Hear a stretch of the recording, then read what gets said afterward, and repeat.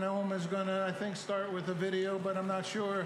In any case, I'm moving away. Goodbye. Thanks, Michelle. Sorry we ran late. Goodbye. We came to the Amazon with a simple intention: to offer love back to the planet that gives us life. A concert to nature. Because when we show gratitude to the earth, she responds. This is Love Your Mother.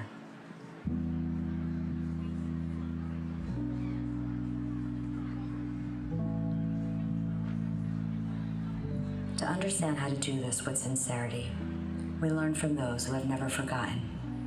Indigenous leaders from the Amazon and the Andes, wisdom keepers who live in continuous relationship with nature, guided us through 4 days of elemental ceremony. Air, water, fire, earth, not as ceremonies to watch, but as ways of remembering that nature is alive and listening.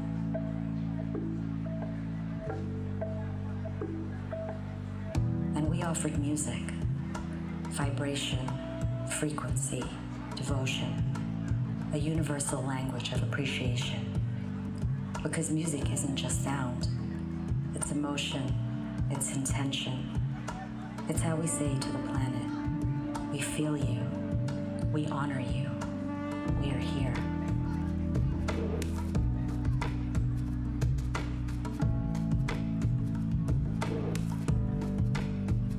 Scientists captured subtle shifts in nature's resonance during moments of song, coherence, and prayer. Early signs reflecting what we already feel in our hearts. The earth responds to love. And sometimes she responds physically. After days of stillness, the river rose overnight, meeting our voices with her own.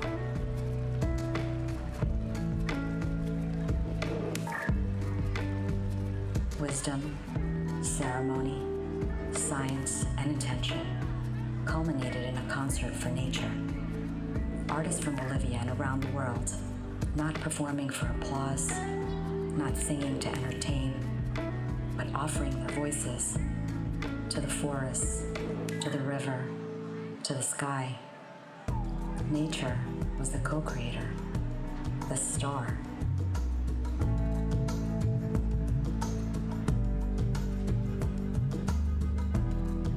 More than a concert, Love Your Mother is a ceremony of gratitude, where music becomes devotion, and the earth listens. Because when we show up with love, nature responds in energy, in movement, in resonance, and in the quiet, undeniable knowing that we are part of her and she is part of us.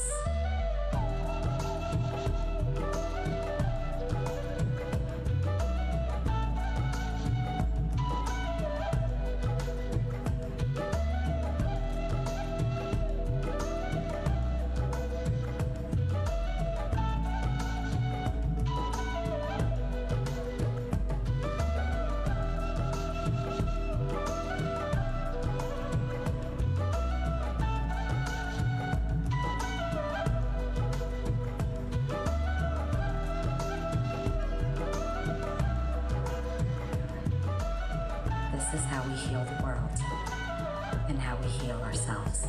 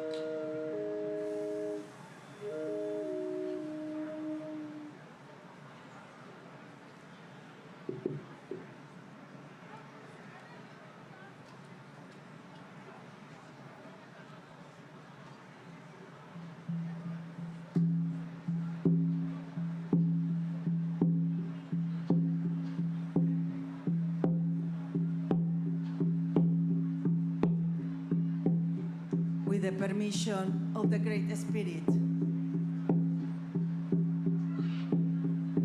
the permission of all our ancestors,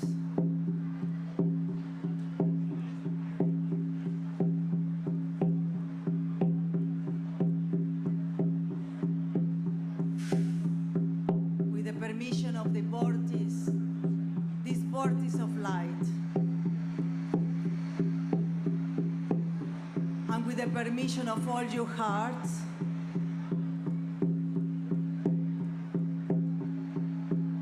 we're here united in solidarity to show the love to our Mother Earth.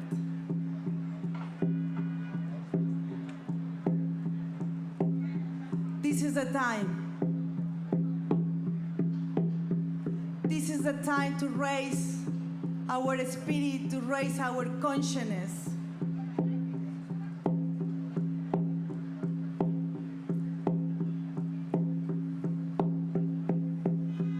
This is the time. This is the time to come back to our hearts.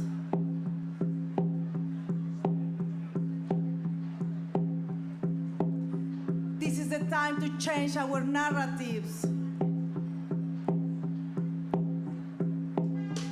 And this is the time to understand we are just one.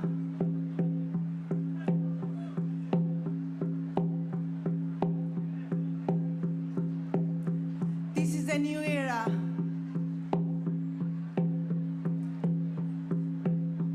This is the moment where finally we realize we have the power to change everything we wanted to change. And this is the time to show our love to our Mother Earth. We are here to share our music, our hearts.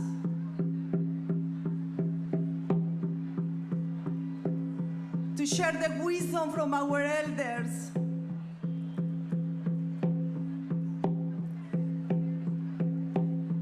This is the time.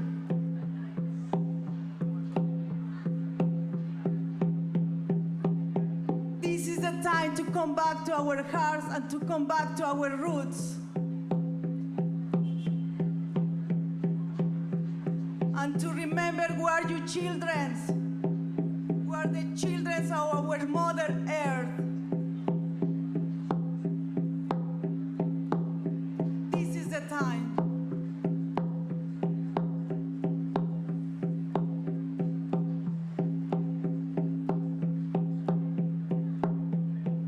Because there is no more time. Oh, Mateo.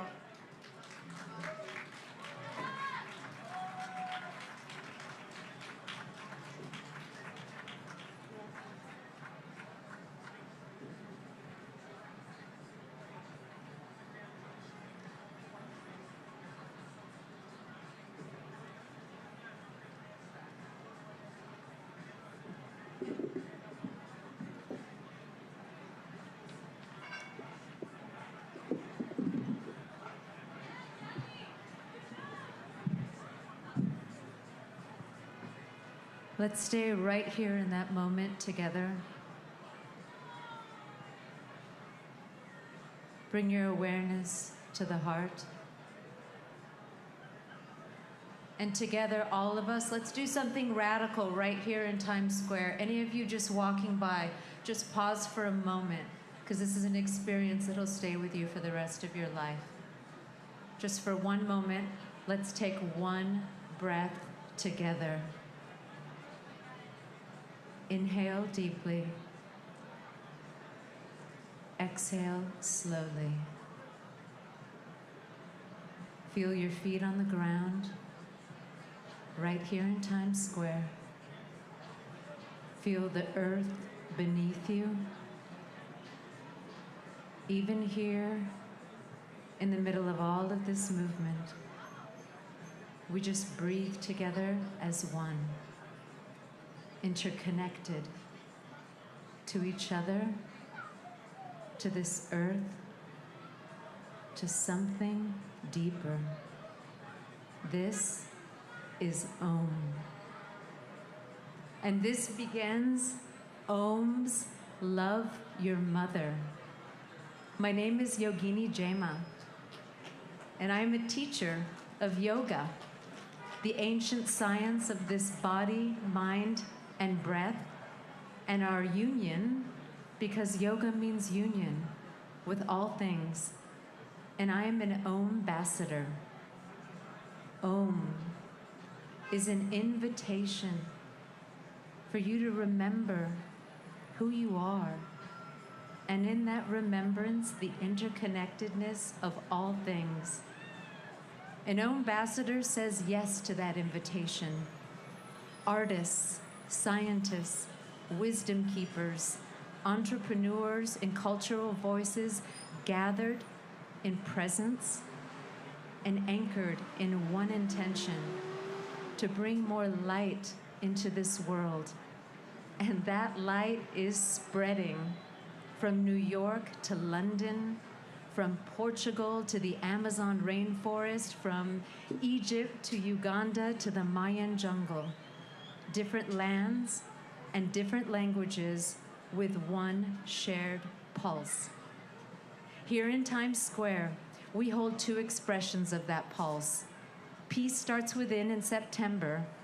Love your mother today. 2 events, 1 truth. Because when there is peace within us, when the nervous system settles and we release tensions and we begin to return to our natural state, something shifts. You listen more deeply, and you act more consciously, and loving this earth, honoring her and protecting her becomes who you are. Love your mother is not something that we need to reach for. It is a natural expression when we are at peace. And Mother Earth does not wait for us before offering herself. She breathes life into us. She nourishes us. She heals us with her touch. For when your feet touch her soil, the body softens, the breath deepens, and the mind slows down. She restores balance within us. She induces healing. So today, let all of us unite in one intention to remember this sacred connection, because Mother Earth needs our love and care, and it begins right here. You are standing on this earth. She's holding you. Hold her back with your presence, with your awareness, with how you live, and especially with your love. Welcome to Om.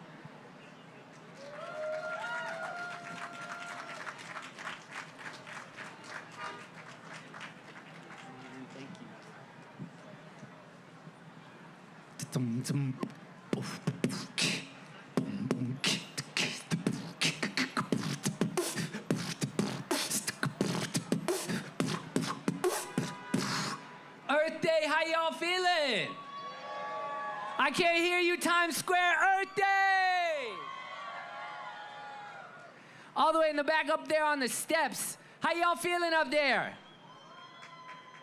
If you can hear my voice, I want you to give yourself a big hug. Let's everybody give ourselves a hug right now. I know I need a hug. You know, we're here to love our mother, this sacred planet, but we are all expressions of Mother Earth. So I want to wish everybody peace and blessings from my heart. My name is Aaron Abelman. I'm a United Nations award-winning artist, a best-selling author, and definitely a professional goofball, at least according to my 9-year-old daughter. So I'm coming here from California. It takes a lot to get me out of my garden, because normally during Earth Day, we're out there, we're, you know, building community gardens, we're cleaning up trash, we're divesting our money into better places, we're organizing large large campaigns. We're putting out music. There's so many infinite expressions of how I've seen Earth Day. Where I'm from, I grew up on a small farm in the central coast of California, Chumash land in Goleta. The joke about Goleta is that what's the difference between Goleta and a bowl of yogurt? One has a culture. So, you know, you don't know anything about that out here in New York City. New York City, you got the whole world right here.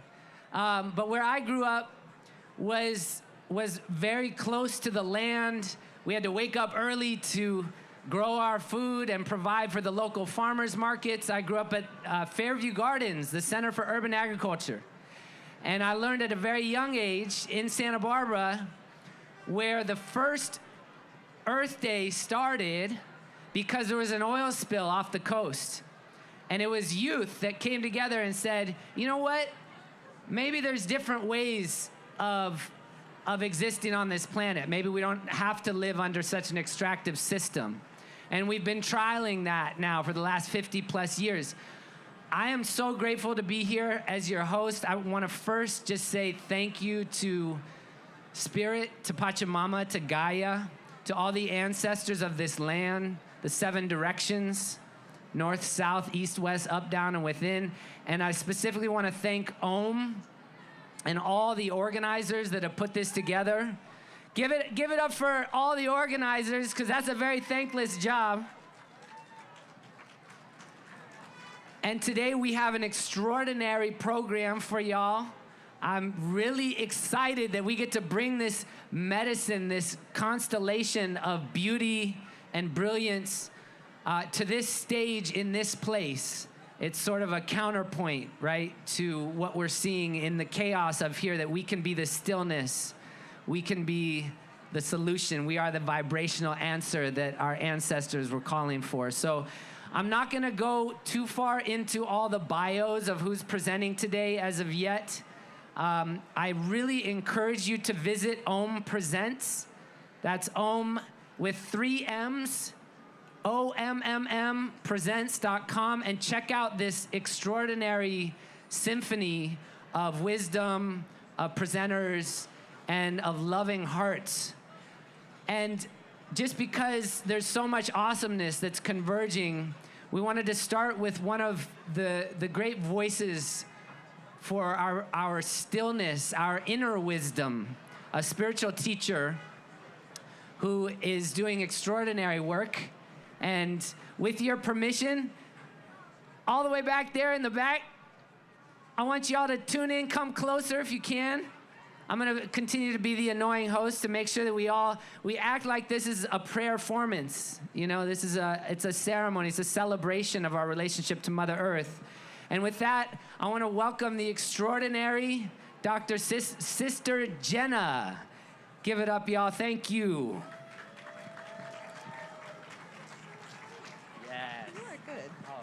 Thank you. Thank you so much, Aaron. Give Aaron another big hand, please. The work that Aaron is doing is worthy of our energy. Whenever you give energy out, sometimes it's natural that we want to kind of get a feedback. Guys, come to my side. Come on the other side. So we're with the Brahma Kumaris, and we're here to help to amplify the energy of peace around us. This is about loving our Mother Earth, and Mother Earth loves us so much that she's been tolerating us for too long. And as a result of tolerating us, I think she's asking from us a little moment of our inner peace.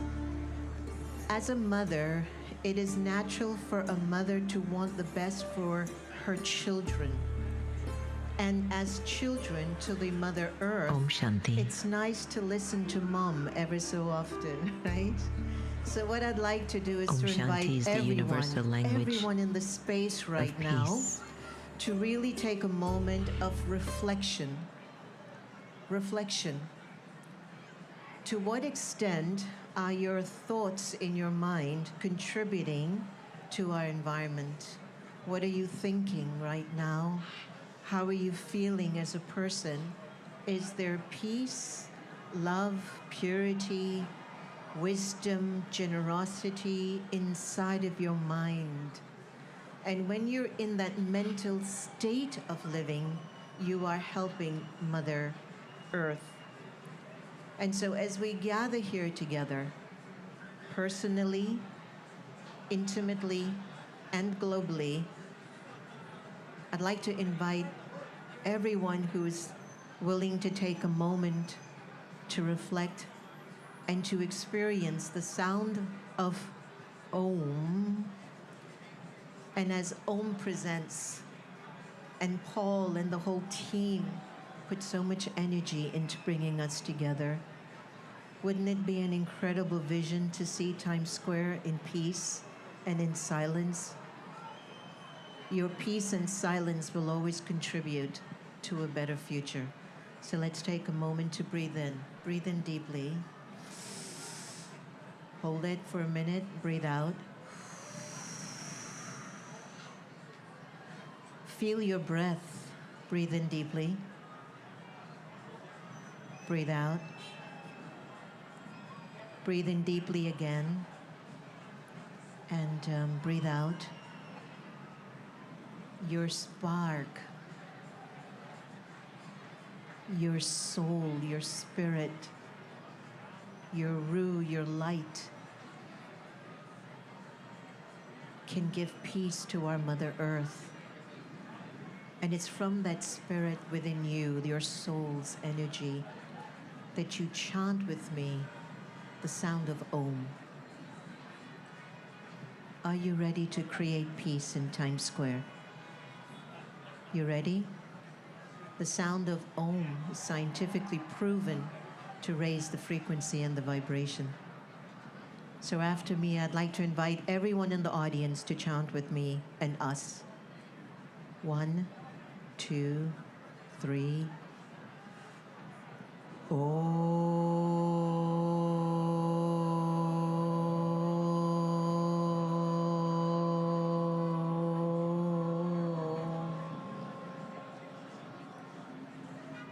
Feel the peace increasing.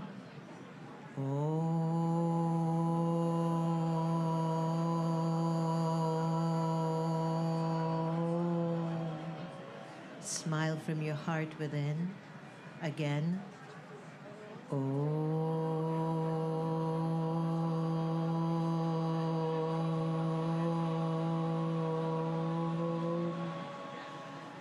Let the moon hear your Om. You ready? Om.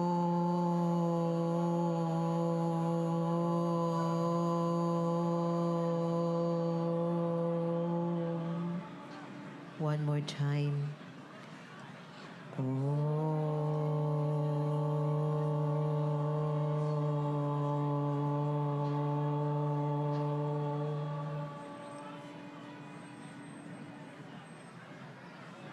Let us hold the silence and close your eyes.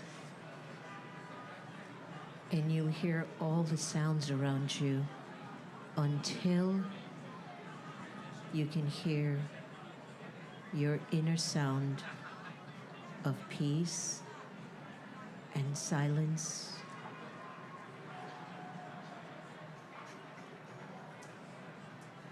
Your peace and your silence is needed.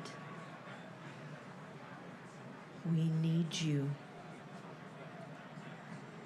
We need each other. We need to begin to contribute the best of who we are for our children, for our earth. My brothers and sisters, I beg you to wake up to your peace within you, to generate your blessings and your good wishes for everyone, especially the ones that are difficult for you. It's in bestowing your good wishes on them at that time you gain marks in your own spirit.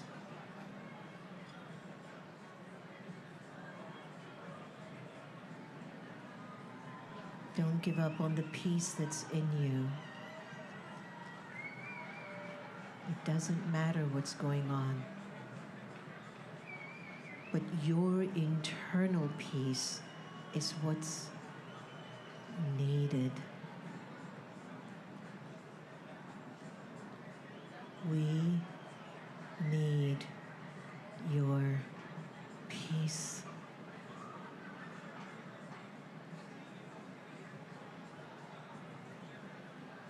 And the earth needs your silence.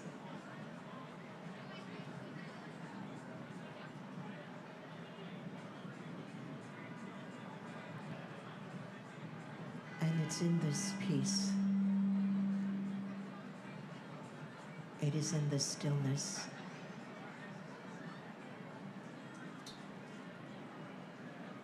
that you will help the earth last longer.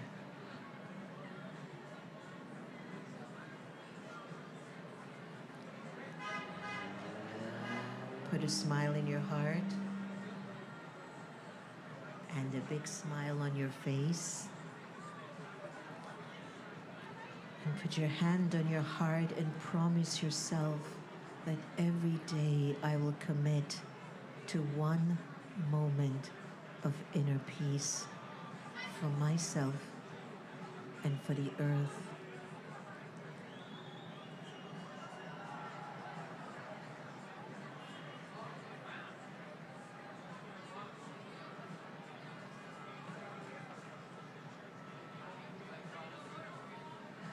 Take a deep breath again. Exhale. Turn to the person next to you and say, Om Shanti. Om Shanti. Turn to the person next to you. Om Shanti. Great. Let's create more peace in the world. Smile a little more and enjoy this beautiful song we produced. Let's take a moment together. The sisters will come down and pass blessings. Enjoy them. And let's create more peace.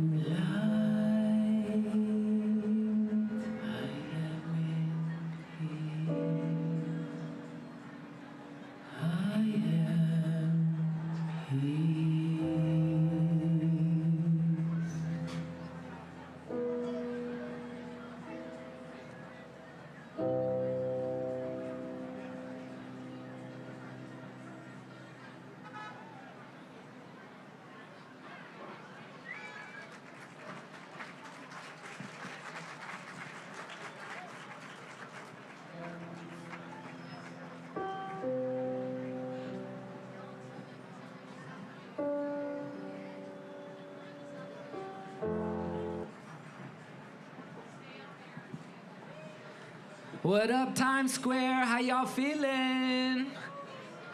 You good? We're on a circular planet. We're peanut butter jamming from city to the hamlet. All brothers, sisters, Janet, all might go. Like water or land, it's all related. In the same sandpit, so don't hate, don't panic, even though these stages are dramatic. Don't say that we're damaged, one world. Praying like a mantis, connected like the internet, yeah. Connected like a magnet, this camera's so candid.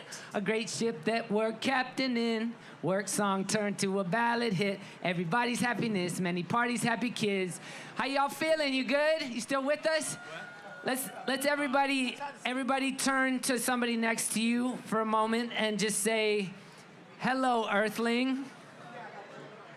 And just tell them something that you appreciate about them or the Earth.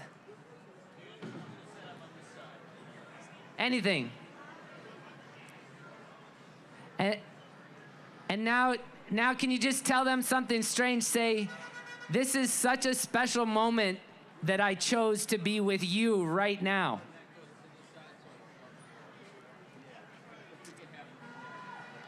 I even see some teenagers in the back trying it, way back there. Wow. You know, when the teenagers pick their heads up, things are changing. There's change afoot. Next up, we have a special surprise guest, one of our epic producers, somebody who I knew from the Bay Area long time ago. Please welcome Lauren Minnis, y'all. Hey. Am I this mic? I'm not sure. I don't know. Whatever he says.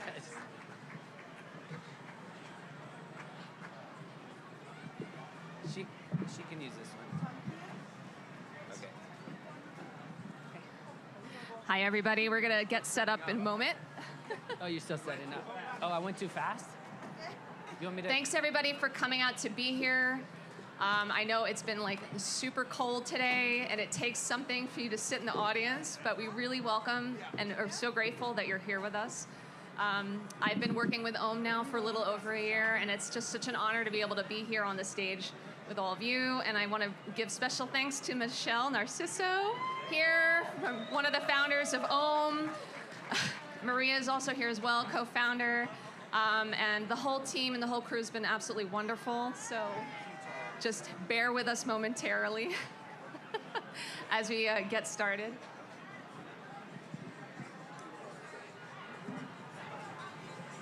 Aaron, do you want to say something? Oh, sure. While they're finishing setting up, I want to encourage everybody to check out UNESCO Clubs, the global UNESCO Clubs organization has a global youth multimedia competition that's closing soon. And youth from, I think there's like 160 countries already have joined. And so young people around the world are looking at how they can restore their local bioregions and address the 17 SDGs and the IDGs as well, the Sustainable Development Goals, the Inner Development Goals, which we know that we can't have outer transformation without inner transformation. That seems to be a message that somehow we've missed, and yet every wisdom tradition is saying that. So finally, the UN is acknowledging the Inner Development Goals with our young people kind of leading. So I want to encourage, if there's any youth in the audience, you can check out UNESCO Clubs and look for the Youth Multimedia Competition. It's a very exciting moment where we can celebrate the genius of young people. Young people have unbridled, incredible contributions to make, and I think we need to continue to invest in them, and this is one way of doing so. I'm gonna let the band come on. You good? We're almost there. Okay. All right.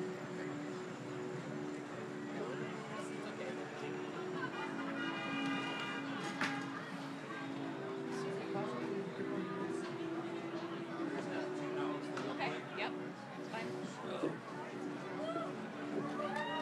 Thank you. I need a jacket like that. Walking it up there. I'm trying to keep it. Almost there. Thanks for being patient. Yeah, I'm like, okay, there's spaciousness. How you doing? Good. Aaron? Yeah. Thanks, man. Positive. Well, in the meantime, we have on guitar Paul Pesco. You'll want to connect with her for the music.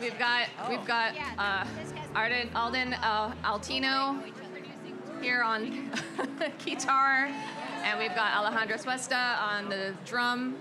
She's here to help support. This is going to be beautiful. Hang tight. Take her intro if you can.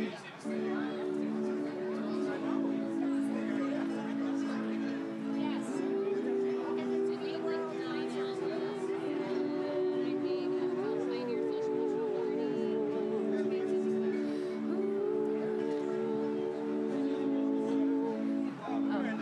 Vocal.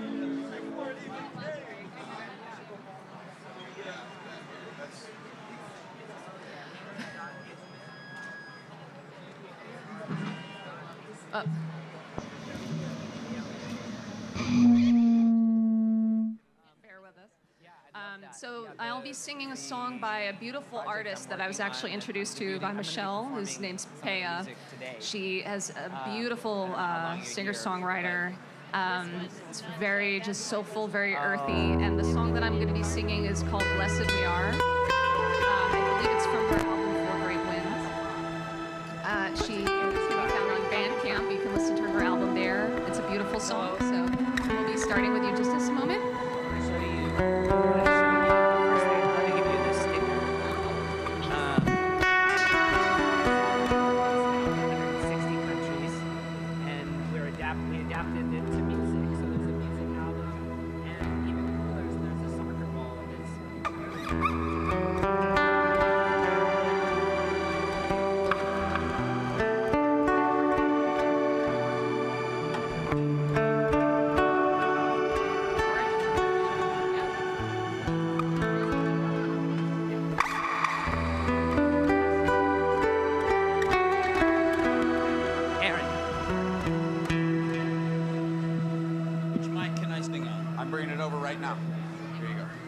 Thanks, guys.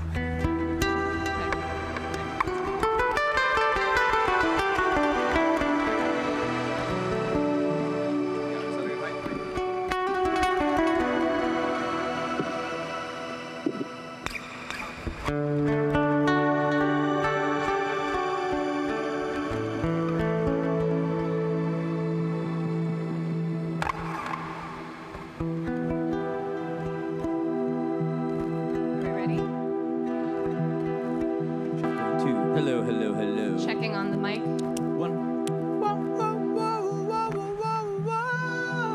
Yes. Great, thanks.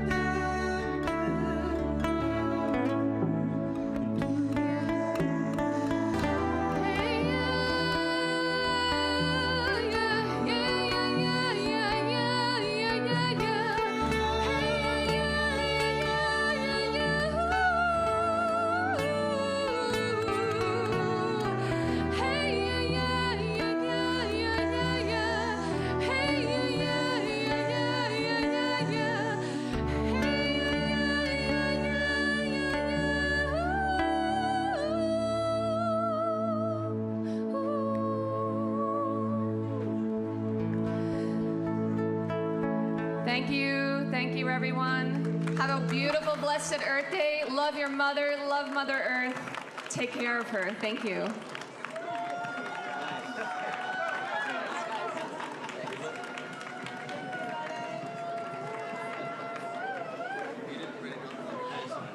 Excellent. One more.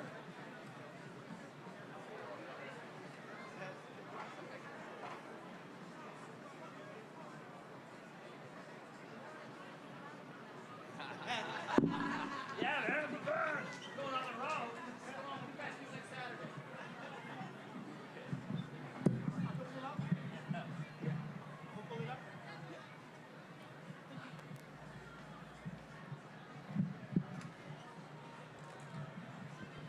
Times Square, how y'all feeling?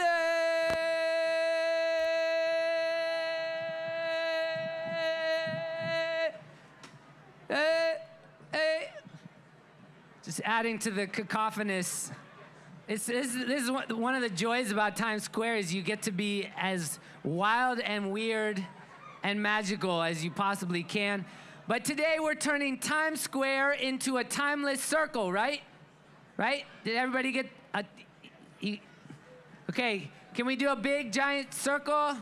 Let's start at Dos Caminos, and then we'll go to Bluefin, and just joking.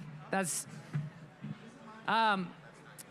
so I'm so honored to be here. This is such a blessing that we get to come together as a global beloved community. Has anybody ever heard that beloved community term? Yeah, Dr. Martin Luther King, the beloved community, the agape love that we know we need right now. And that's what I see OMMM representing with this stage, with this community of brilliance, this global community. I mean, so who here is coming from another country? Like, yeah, I mean, it's incredible what we are here when. And our next guest is actually coming from the distant village of England. I want us to please put a warm welcome together for the extraordinary dear friend, a polymath working at multiple intersections, Mr. Jarvis Smith, y'all. Please give it up for Jarvis Smith. Thank you, Aaron. Thank you. Hello, New York. Hello, Times Square. Hello, everybody around the world watching. I'm Jarvis Smith. I'm a very, very proud ambassador. I'm also the founder of My Green Part, a media company that has reached hundreds of millions of people over the last 16 years, spreading the message about sustainability. So I've had the great privilege of bringing people together around one simple idea, that we are all more connected than we think. And today, on Earth Day, that connection matters more than ever, right? Okay, now please, everybody that can hear me that's here, please indulge me for a moment. Close your eyes. Take a deep breath in and open the back of your heart. Invite what you have yet to experience. Breathe it in. Allow the wisdom of the unknown to inform you in this very moment. Now take your focus to your mind's eye, keeping your eyes closed. I want you to imagine being in your most favorite place on earth. How does it feel? What does it bring you in terms of a sensation? What can you hear? What can you see? Allow that feeling to fill your awareness and expand beyond yourself to everyone around you, deepening connection. How do you feel? Now open your eyes, and by a show of hands, how many of you in that moment were watching Netflix, shopping, or at work? How many of you, by a show of hands, were in nature? That's a lot of you, right? So what you just felt, that stillness, that awareness, that's connection. And that connection doesn't stop with us. It extends to the ground beneath your feet, the air that we breathe, the warmth or cold on our skin, the water that sustains us. That is nature. And here's the truth. We're not separate from it. We are part of it. But somewhere along the way, we forgot. And when we forget that connection, we take more than we need. We move faster than we should. And we lose sight and sense of what really matters.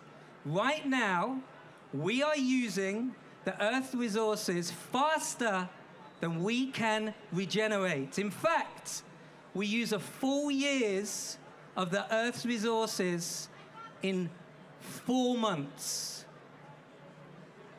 But this isn't about blame, it's about awareness, because when we reconnect, we begin to make different choices. The question is no longer, what should governments do? What should companies do? The question is, what can we do? Not someday, not someone else, but us, right here, right now. Because the future isn't created in boardrooms or government buildings alone. It's created through billions of small actions every day. That's why we and my team created 4 Acres Earth. Can we get the slide up, Lauren, please? Because if you divide the Earth's surface, check this, by the number of people on the planet, we would all get 4 acres each, right? So what if every one of us became a steward of our share? Not an owner, but a steward.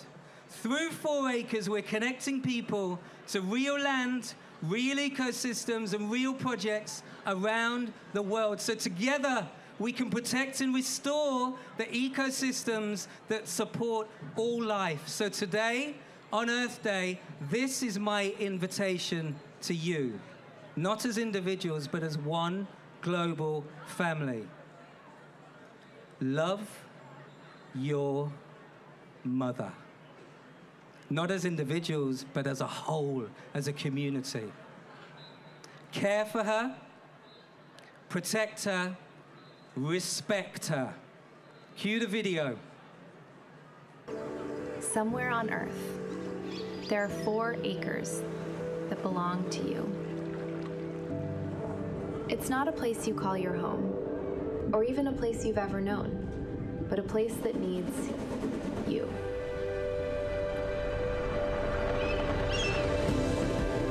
You don't need to be there in person, only there in purpose. Protecting it, defending it, keeping it alive. Because the world doesn't need more good intentions. It needs more meaningful actions.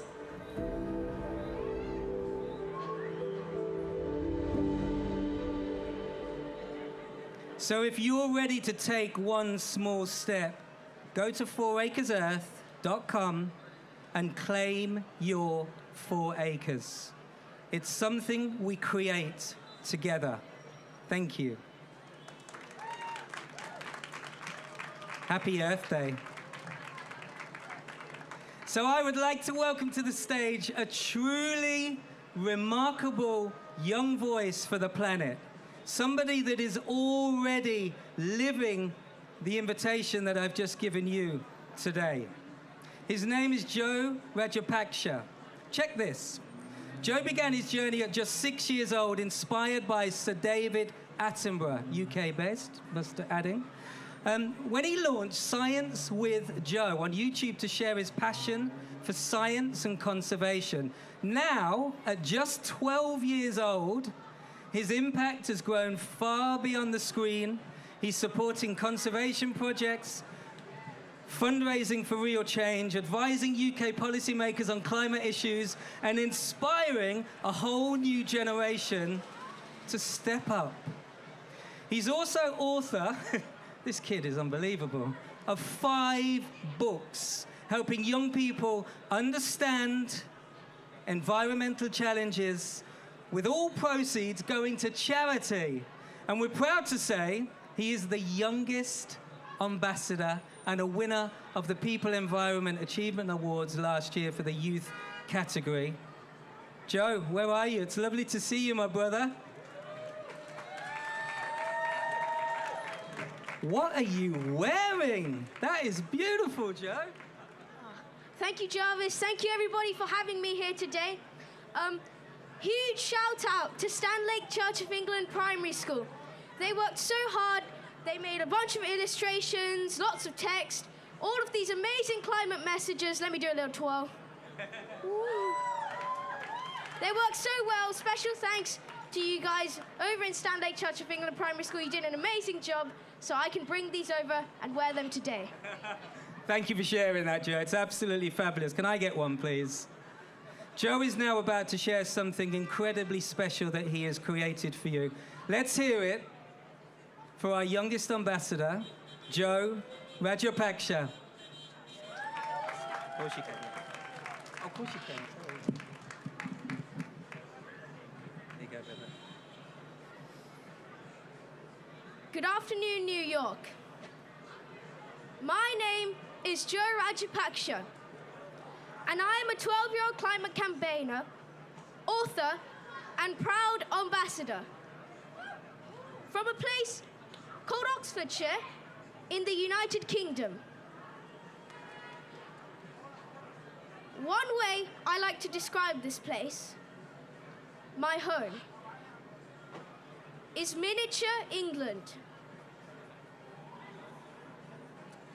It has heaps of multi-layered history, ranging from some of the UK's oldest monuments, like the 3,000-year-old prehistoric Uffington Whitehorse, to the stunning architecture and the core of academia, the University of Oxford, alongside picturesque hills, lakes, and other footprints of Mother Nature. Yet there is a darker side. Today, I pass rivers choking in tons of hellish sewage, dumped by water companies like Thames Water, whose treatment plants can't hold enough sewage. In 2024 alone, the company discharged this waste for approximately 300,000 hours, far above safe and legal limits. And the most ironic part is that the company's original purpose was to bring us citizens clean water. Additionally, there are masses of wildlife, like foxes and deer, being hunted for sport, left, right, and center, as well as badgers being culled because they are perceived as the transmitters of bovine tuberculosis, which affects cattle. Yet it is mostly spread between the cattle themselves. There are also rubbish trails around many of our countryside towns, like the one in Kidlington, near where I live, which is 150 meters long and weighs 21,000 metric tons.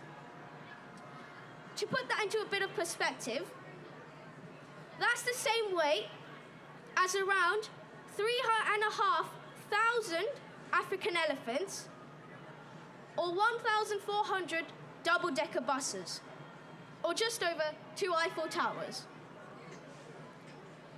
The Environment Agency has now started the cleanup after the dump was discovered in November last year.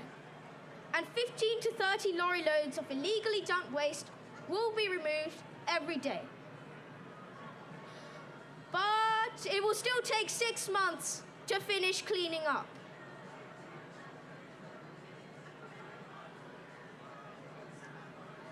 Now, the next part of my speech was inspired by the I Have a Dream speech delivered by the legendary Martin Luther King Jr., who, as you know, was the celebrated American civil rights activist who campaigned for equality for all. People like him are why today we live in a world that aspires to treat all people equally, irrespective of their religion, social status, and color of skin. Although I admit, there is always room for improvement, which is why I have a dream. I have a dream that one day, from London to Lagos, and from Mumbai to Mexico City, our skies will be blue, our rivers clean,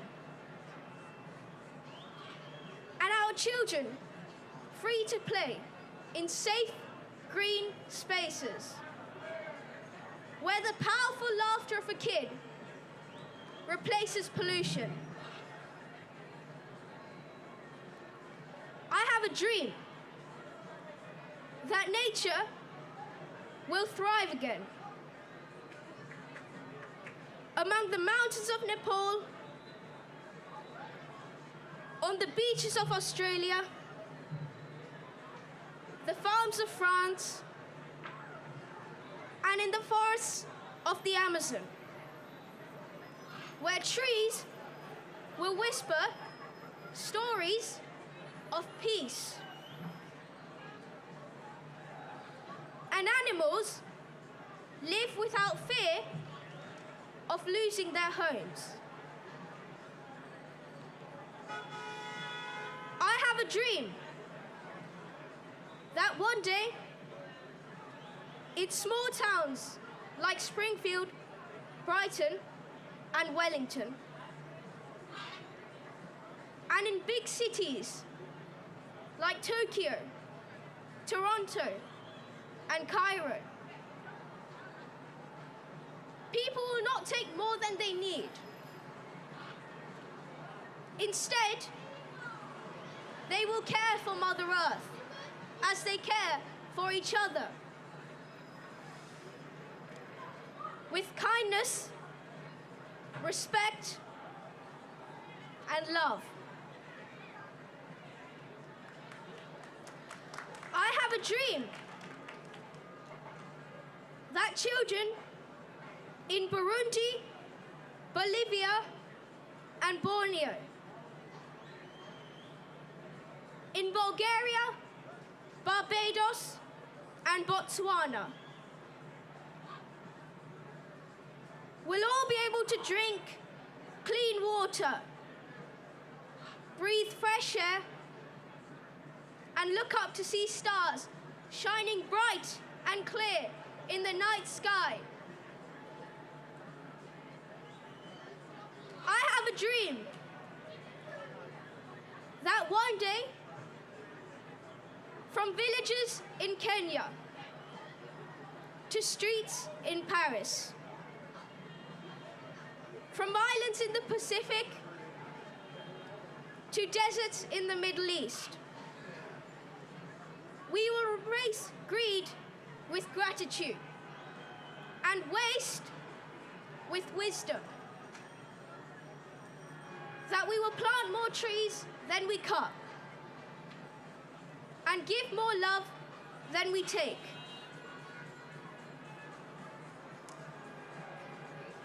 Let this be the day we wake up and act. Not tomorrow, not someday, but today. Because our mother cannot wait. The ice is melting. The forests are burning. The oceans are rising. And we must rise too. We are the generation that can make a difference. We are the voices of change. We are the caretakers of tomorrow. The future is not written yet. And we are the ones holding the pen. So let us write a story of hope. Let us write a story of courage. Let us write a story where the earth heals, where animals return, and where humans live in harmony with nature again. Let us recycle, reuse, and rethink. Let us speak up in schools in Sydney, clean up in parks in Chicago, and team up in communities in Cape Town. Let us plant trees in Brazil, save water in Bangladesh, and protect coral reefs in the Maldives. Let's make Earth Day not just a day on the calendar, but a promise we keep every single day. Because if we dream together and work together, our planet will not just survive, but thrive. And finally, I want you all to remember that it doesn't matter who you are or where you are, you can still make a difference for our planet, no matter how big or small. Happy Earth Day to you all. Thank you.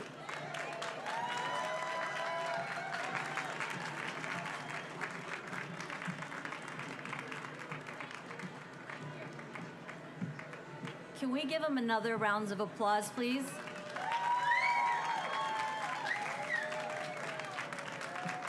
Guys, he's 12 years old. He's 12. He spent months writing this, and I want to cry every time I hear him speak, okay?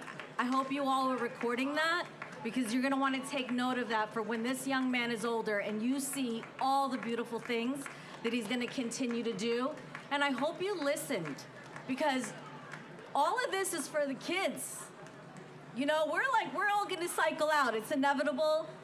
They, as Joe said, they have the pen. They're writing the story.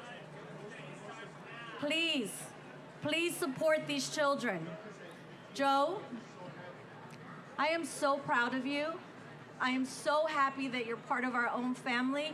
Thank you to your parents and to your sister for taking the trek. This is their first time here in New York City. They've come from London. Yes, they've traveled to be here and to talk to you. I'm so proud. But Joe, I want to give you this little gift from OMMM. And this is to say thank you. Thank you for inspiring so many. Thank you for your hard work. Thank you, thank you, thank you, thank you, okay? I'm gonna do a recording so you can play it all the time. Thank you, thank you, thank you. If people are not saying it enough. And I hope that you can use this towards your next project. And really, you're amazing, you're incredible, and I really hope that you inspire so many others. Thank you for being you. Thank you, Michelle. Thank you, everybody. We gotta make a difference, all of us together. Okay, I don't normally do the hosting gig, but I have to be up here to introduce the next act. Come on, girls, come up here again, keeping with the theme of this is our future, this is all for them. I have my daughter, Mia Narciso Cruz, and her beautiful friends, Maite, Vivi, and Gwen, who are also my favorites. These little girls are all incredible. And I just want to say that Mia is a songwriter, and when I asked her to write a song for Earth Day and I tried to give her some background, she said, I got it. So anyway, and this is her song that she wrote, and I'm really, really excited for y'all to hear it. Thank you so much. Okay. Just one moment, listen goes up.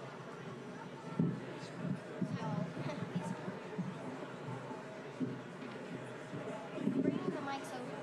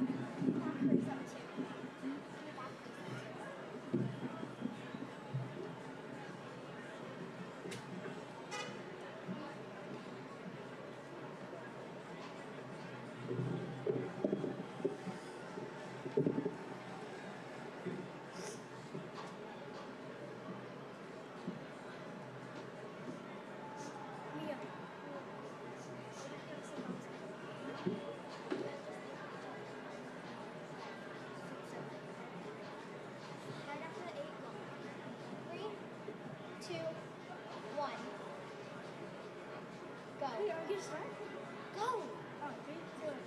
I know who I am when my feet touch the land. I know who I am when my feet touch the land. I know who I am when my feet touch the land. I know what I have and what I can. Sunlight, soil, water, rain. These are his phase. And when it gets late and the sunlight goes, the moonlight comes and takes the show. Stars are sparkling, you could say glow. Plants are sleeping, not dead though. The wind is whistling, birds are singing, everybody's winning. The world is green and blue, that's true. Snow is white and sky is blue. Plants are green, not blue. These are facts, so they're true. They might not mean much to you, but they are much more than true. I know who I am when I travel the land. I know that glass is made with sand. Green, blue, nature's true. Mother Earth sticks with you, never leaves, never dies. With you till the end of time. The world is green and blue, that's true. Snow is white and the sky is blue. Plants are green, not blue. These are facts, so they're true. They might not mean much to you, but they are much more than true. True.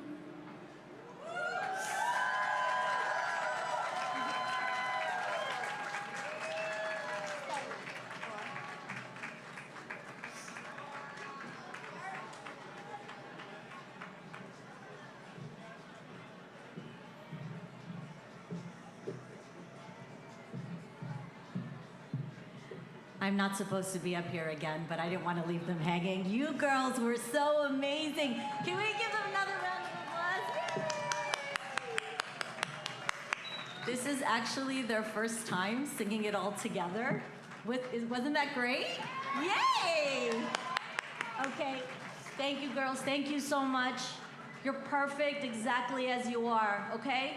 Nothing, you need nothing else, you're perfect. Thank you so much, I love you. Woo! Give it up for the next generation. Oh my goodness. Who else had tears in your eyes? Come on, let's be honest. Let's be honest. My daughter's 9, and that's why I'm here. That's why I think we're all here, is really to remember our original interdependent nature with this sacred planet. That each of us can be that catalytic force, and that we are all truly interconnected. When you receive that and you really live that way, life becomes also more fulfilling and more joyful. So that's the good news. The other bit of this is that we have a huge, huge responsibility. So all of us here that have heard that message from the next generation, we need to, each of us, we get to go out and tell at least let's go out over the next couple days. I want you just to share what the youth just shared with 10 people, okay? From Joe's message and Mia's song, all of us are truly obligated to serve their leadership in a way, right? They say children are born to a wiser universe. So I believe in the living intelligence of the universe. Who out there thinks that the universe is friendly? That's a challenging question. That was Einstein's big question. Is the universe friendly? Yeah? Somebody, she's like, yeah, she raised up her coffee. So I'm not sure if that was the caffeine speaking. I know life is yin and yang, but when we lean into that possibility, then we can really make that change. So definitely excited about our next epic presenters, and in particular, a dear friend, colleague, extraordinary leading filmmaker, storyteller, photographer, one of the most amazing ambassadors for the power of storytelling to transform our world. And she's been working on an amazing new film. So I'm excited wherever if Indrani is ready. Indrani paging Indrani Palri to the stage. How's everybody doing out there? You good? Can I ask everybody, if you're able, can you just stand up for a moment? And let's just try something. We'll just reach up with our arms while we're waiting for our next presenter. Let's reach up with our arms and see if you can just kind of stretch it out a little bit, you know? And now do a little wave with the body, some twists.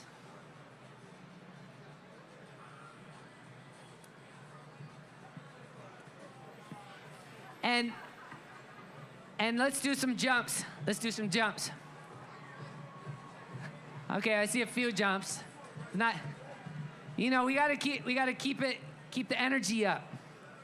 Okay, here we go. So, if you're still here present for this amazing Times Square experience, I just want to thank you so much for tuning in to Mother Earth, to Pachamama. And with that, please welcome Indrani to the stage, y'all. Thank you.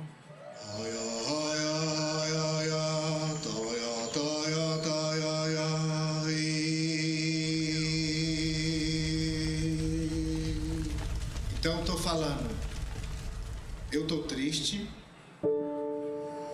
mas estou alegre porque estou me lembrando dos meus antepassados.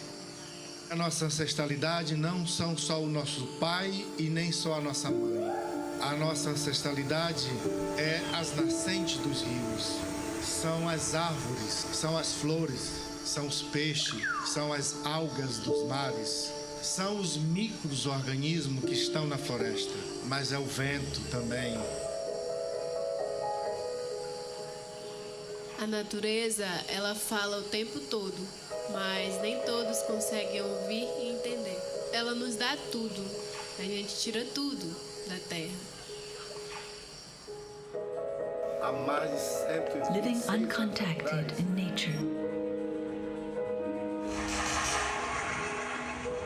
We were massacred and enslaved.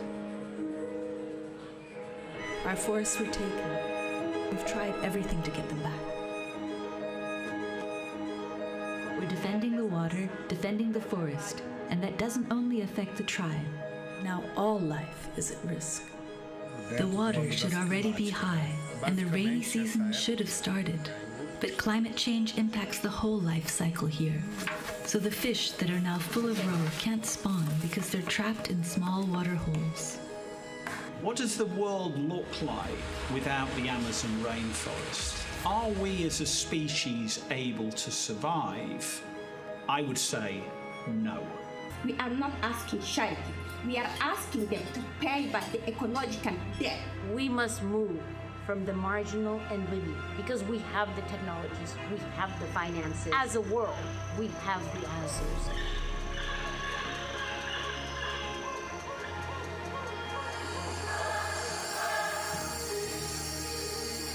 A gente sabe que é uma missão não minha, não sua, né? E é uma missão de todos, desse tesouro que ainda está. Join our journey. Be the regeneration generation.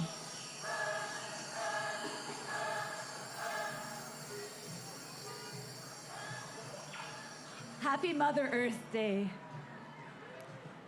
I'm Indrani Palri, Director of the Regeneration Generation Alliance and Film in Progress, which you just saw a glimpse of. Sorry for the strange glitches at the end, but that is the mother having fun with us, making us remember that technology is always needs to be in service of humanity. That's what really counts here.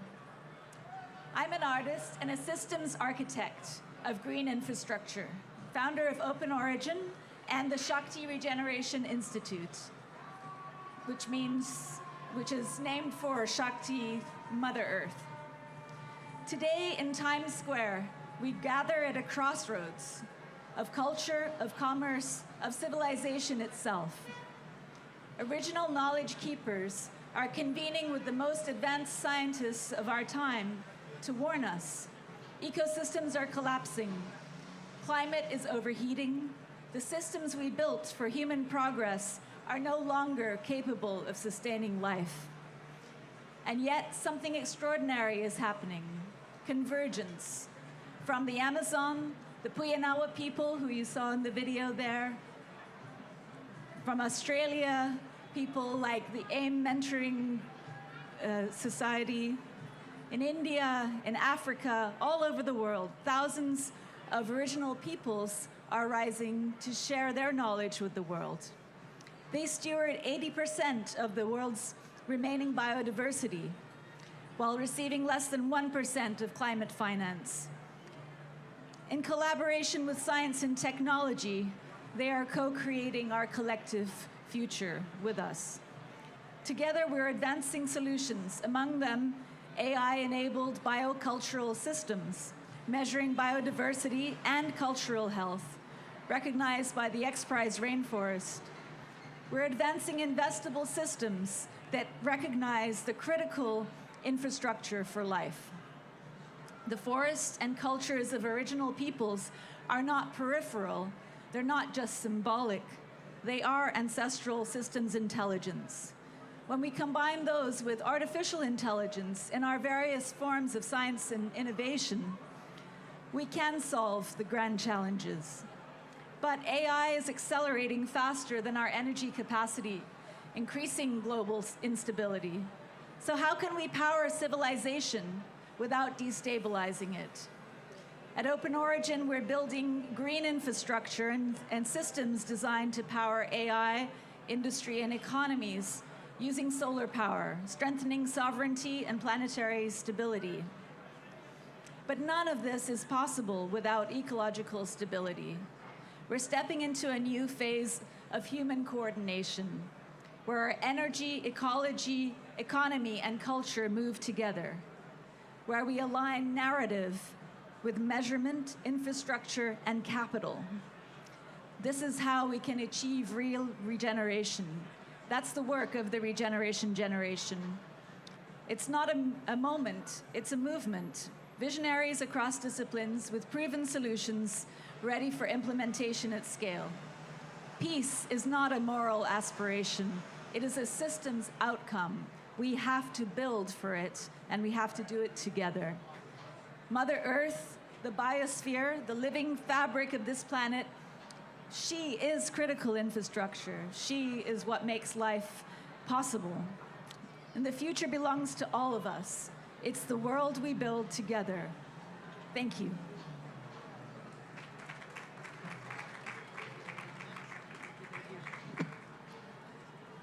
All right, all right, all right.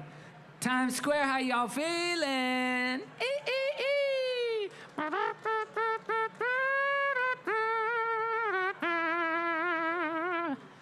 So we're going to keep the show going. We're going to keep it moving. Thank you for your attention, because we do live in the attention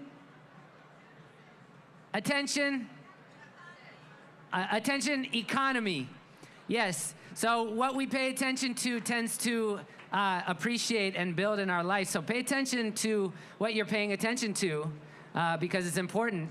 And today we have some very dear, wonderful, brilliant friends of mine, absolutely extraordinary humans, Kunal Sood and Tenzin Seldon, some of the most amazing visionaries that are working to really leverage the technological revolution for transforming our systems at scale.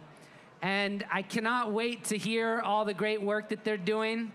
With that being said, please do kindly welcome the amazing Kunal and Tenzin. Yay! Thank you, Aaron. Thank you so much. Hi, everyone. If we could have your attention. Times Square, could I have your attention, please? Thank you. My name is Kunal Sood. I'm the founder of Audacity AI and We the Planet. And this is the extraordinary Tenzin, who I'm here to introduce. Tenzin Seldon is one of the only Indigenous women in the world that's so extraordinary. She has the most fast-performing, the biggest and most powerful investment firm that focuses on climate change. How many of us care about the climate right now? How many of us don't feel like we need to be so cold right now? So she is fighting for us for that with $1 billion, and that's not the point, not the $1 billion, but she's out to impact 1 billion lives. And she's the most extraordinary woman that's doing this for profit and for purpose. So without further ado, I want to invite the most extraordinary woman I know, Stanford's graduate, Rhodes Scholar, but that doesn't matter as much as what she's doing here and now. She serves the people that need our help the most, and that's why I honor you and welcome to the stage, Tenzin. Thank you, thank you. Wow, that's a lot to live up to. Hi, everyone. How many of you have summited Mount Everest? Okay, so no one. Usually there's at least one person. I'm from the Himalayas. My family and I walked through the mountains when we were invaded, and landed in a small town called Dharamsala, which we both share, Kunal. Yes. So I've always had to be a bridge in my life between those that are extremely commercially minded, from Stanford to Oxford, and working in commercial sectors and climate, to being an Indigenous woman. And one of the things that I've learned time and time again is that money is only energy. What is money? Spiritual energy. And I think that it has been an energy that has been extractive and not regenerative. So the only thing I want to say here today, there's only one message that I want you all to leave with, which is that we have built an economy that extracts our future and sells it in the present moment. And you know what we call it? We call it GDP, gross domestic product. But what is gross domestic product? Gross domestic product was created by a man named Simon Kuznets, and he created it for a 5-year window to look at how much we were spending during war in 1934. And now it's been over 92 years. that we've been using a system that was built for 5 years. I think it's time we stop. And I think it's time we reintroduced a new concept. So as a fellow mathematician, I'd like to introduce the concept of GDR, gross domestic regeneration. I think that the climate problem is not a Trump problem. It is not a psychological problem. It is not even a policy problem or a legal problem. I think it is a math problem, and it needs a math solution. It is a problem around accounting for incentives. Why is it that the GDP of a country like Brazil has gone up 20% in the last 5 years when their deforestation has gone up double that amount? So what we're showing is that the more forest you burn, the more you extract from our economy, the higher your well-being will be, the higher your so-called national domestic product will be. So let's change that system to GDR, gross domestic regeneration, so that we can learn thank you. So we can learn a new accounting system that measures the well-being, because all GDP does is measure everything but the well-being of an individual. All it does is measure everything but the well-being of a human being. And at the center of our economy should be the human being. Shouldn't it be? Yes, so please say it out loud with me. A new accounting system, GDR, gross domestic regeneration, that accounts for how those countries that are actually regenerating our planet, that are actually adding to the economy of the planet, are the ones that are being incentivized. That's all I have. Thank you so much. Okay, now we have to say GDR together. Everyone over here, say GDR. Say it again, GDR. We want GDR. And you will get the Nobel Prize at some point. That's my prediction. I said it in Times Square. I will be the one to own this truth. Thank you. All right, so now I'm just going to share a few thoughts about who we are. How many of you have heard the words AI in the last 2 years? Anyone over here? Who knows what AI is? Times Square, who knows what AI is? You guys up there, do you know what AI is? Yes? AI? Yes, all right. So my name is Kunal Sood. I'm the founder of Audacity AI, and I believe that we don't have technology or a resource problem. What we have here and now is a serious leadership problem. And the way we solve for that is we go inward, because I fundamentally believe with inner transformation, we can actually transform our world for a better future. Can we put the slides up, please? Okay, so that wasn't the first slide. Can we go back? Okay. Go back to the beginning. Is it? That's not the beginning. Okay, you know, there's a joke. Sometimes AV is harder than AI, and I do this for a life, so when we do our summits, we're like, getting the AV right is not the easiest thing on earth. But I want to start with the first question that matters the most here and now, which is, who am I? And this comes from an ancient text in India. When you ask yourself, who am I, you have to go inward. And once you go inward and understand who are you, then we can actually start to train AI. AI at this point is nothing but human intelligence. There's a lot of doom and gloom and doomsday protocols out there, but the truth is, all it's talking about is human intelligence. Is it working? I guess it's not working. AV, AI. A what? It's not working.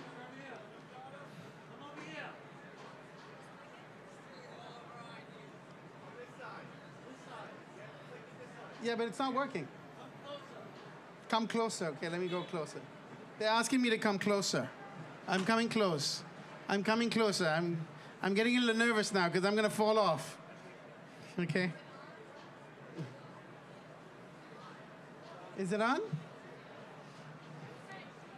Okay, can we... Okay, let's go back to... yeah. Does it work? Okay, good. All right. Sorry, guys, I think it works now. Yes, it works now. Okay, so as we ask ourselves this question, we have to find out the first step of understanding this is sadhana.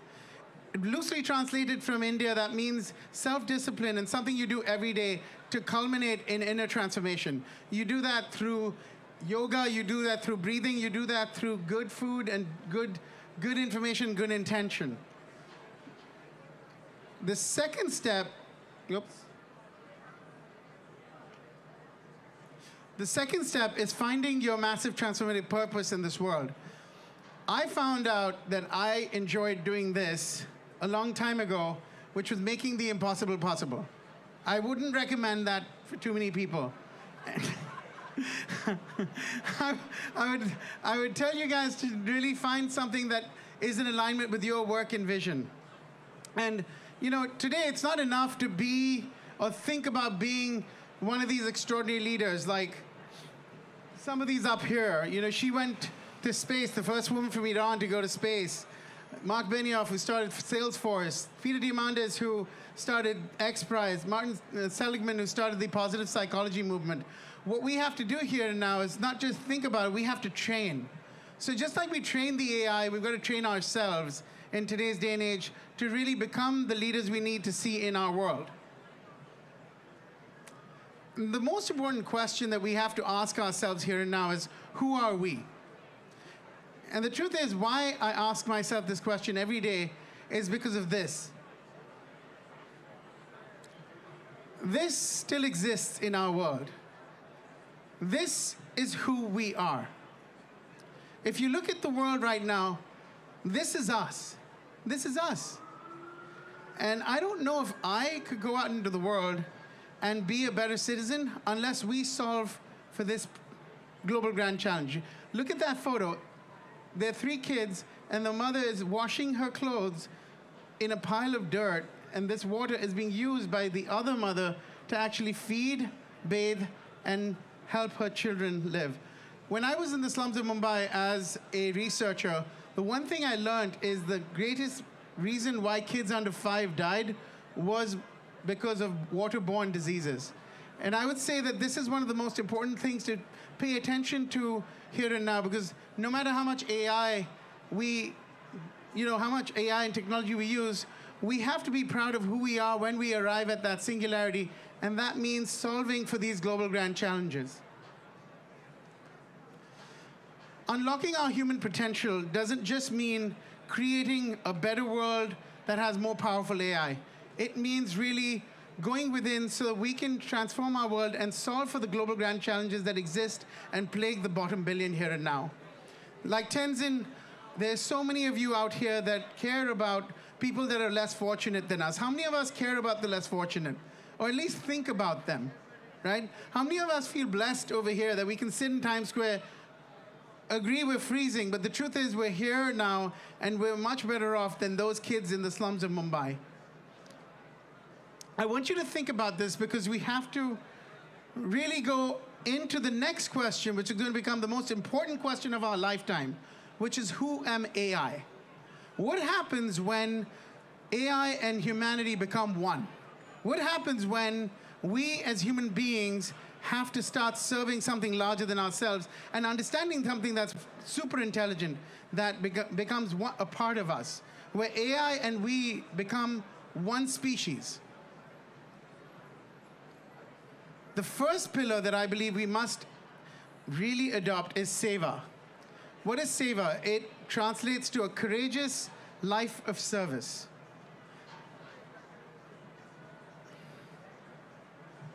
And AI takes over again.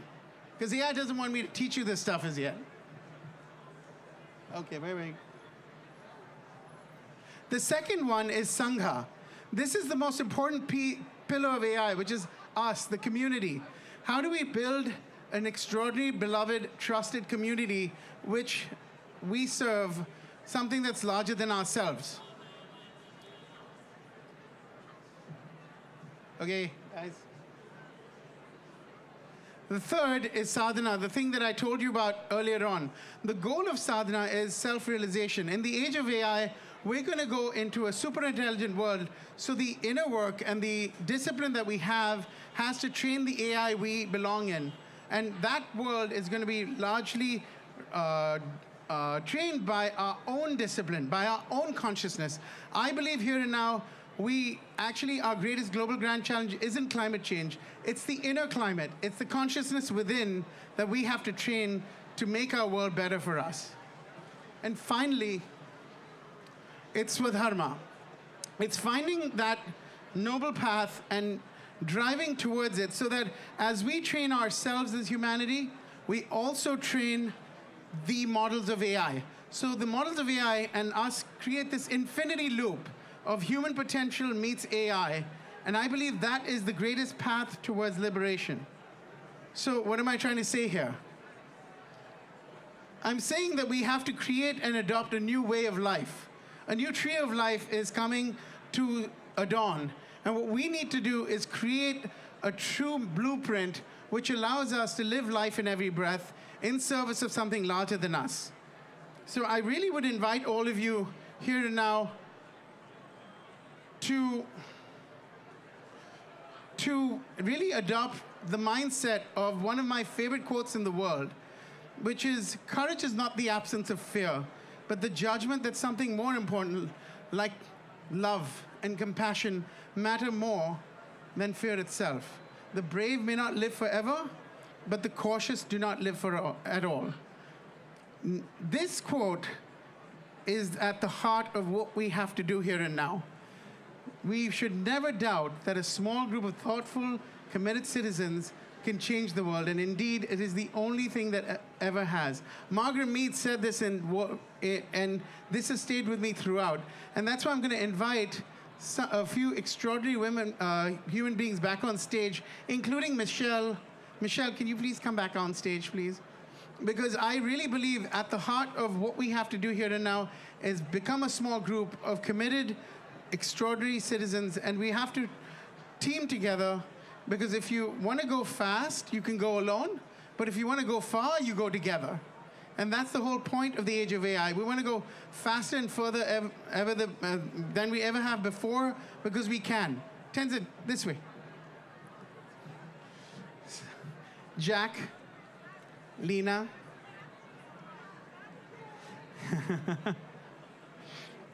I hate doing things alone. That's why I'm the founder of We the Planet and We the Future. Everything about me is about we. So the reason I brought all of them up on stage is each one of these, firstly, give it up for Michelle. She's the reason we're all here. Thank you for being here. And Jack, you're doing something unbelievable in the city. You're bringing consciousness to spaces and well-being. And I want to make sure that everyone knows what you're doing. Can you share a little bit about what you're up to? Yeah, so my name is Jack, and I'm creating a space called Moonrise. Essentially, I took over the first ever train tunnel in New York City, which essentially inspired underground transportation, and I'm using it as a self-cultivating space and cultivating internal transformation from that place in Tribeca, and it will be completed by fall. So thank you. And Lena, you're doing the same thing up in the north. You're doing something amazing. You've done it for the last 3 years. I'd love for you to share. Hey everyone, happy Earth Day. Yeah, we're here at the intersection of building living systems, regeneration, and really planting these seeds of consciousness into action. And so all of the ways that everybody can participate with loving their mother, loving this earth, loving life, these are all gifts to give today and every day. And I want Tenzin to have the final word, who is going out as a warrior to save our planet with life in every breath. I don't think there's any warriors other than those that are showing up to do this work urgently. I'd like to rephrase the word urgency. I think that too often in our society, and Carl, maybe you would agree with me, that urgency in the Western context is about who's the loudest and can show up with the loudest voice. But in the Indigenous culture, urgency is about showing up every single day to solve the same problem every single day consistently. So the more consistent we are, the more urgent we are. So can we please be urgent by being consistent? Thank you. All right, now I have the special pleasure, thank you guys. Now I have the special pleasure of inviting someone very special up on stage. As you heard earlier on, I'm from Dharamshala, I'm from the Himalayas, and this person actually wrote the book From Hollywood to the Himalayas. She is so spiritual, not only by nature, but by consistency. She lives life in every breath in service of something larger than herself. Her name is Sadhviji. Because of her, I had the gift of going home and being part of something called the Mahakumbh, which is, if you haven't been, you should go, find her afterwards. And even more importantly, she runs the most extraordinary ashram called Paramam-Niketan Ashram up in the north, where if you want to dip in the holiest water on earth, there's where you go. But what matters most is she is so in service of teaching us all how to be enlightened leaders. And I believe that is the most important thing here and now. Sadhviji, honored to have you here, my dear. Such a blessing and such a joy to be gathered here today on Earth Day in Times Square. And it's perfect because the time is now. The urgency, as Tenzin said so beautifully, it's not about being loud, it's about being consistent. And it's about being consistent starting right now. Hence, I loved the idea that we are gathering in Times Square, because there is no time other than right now. And this is the time for all of us to stand up, to show up, and to allow ourselves to be freed of the illusion of separation. All of the world's religious and spiritual traditions remind us in different languages, different ways, that we are one. We are not separate from the trees, from the rivers, from the blades of grass, from the drops of water, from our sisters and our brothers of every color, every race, every religion, every species. We are not separate. That illusion of separation is what causes suffering. Everything we are suffering from in our world today is because of the illusion of separation. When we feel separate, we're depressed, we're anxious. We turn toward drugs, alcohol, food, Facebook, whatever it is that we get addicted to. We suffer. And we bring that suffering unto others. If I am separate from you, different color, different race, different religion, different sexual orientation, different political party, different species, well, then I can harm you because we are separate. But spirituality reminds us there is no other. It is all self. In our Vedic tradition, there's a beautiful, beautiful teaching that says, Isha vasyamidam sarvam, yat kincha jagatyam jagat, tena tyaktena bunjita, ma gradaha kasya swidhanam. And it means the entire universe is pervaded by the divine. There is nothing, no one, nowhere that is not the divine. Therefore, be very careful. Be very careful what you consider mine, because there is nothing that belongs to you. It is all the divine. We speak about natural resources as though the earth were somehow here as an object for us to use, to abuse, to discard. And by the way, the same vision, or lack thereof, that tells us natural resources also teaches us human resources, as though we are simply resources. Make more money, do this, do that. We are not resources. The earth is not a resource.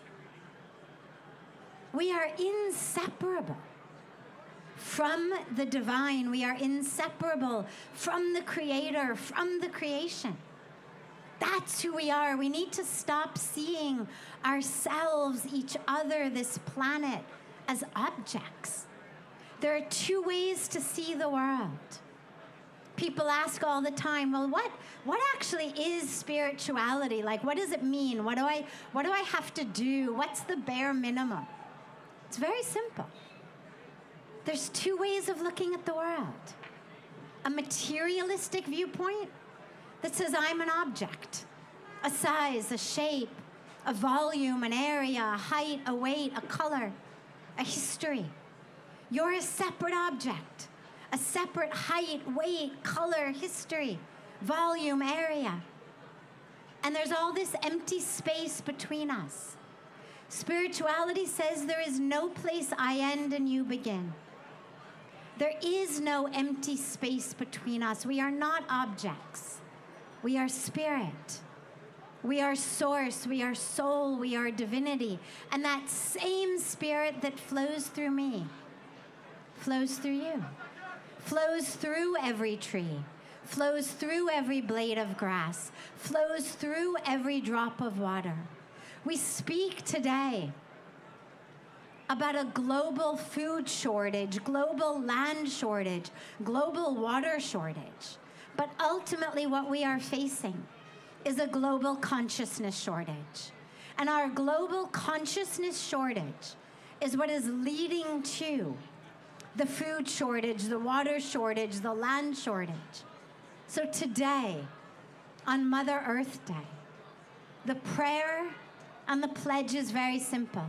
Whatever background we come from, can we live more consciously?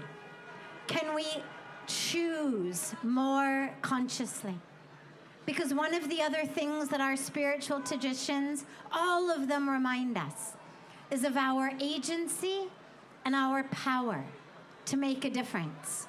What we eat, what we wear, what we use, the simple choice to go vegetarian frees up so much of our planet's water, so much of our planet's food, so much of our planet's resources.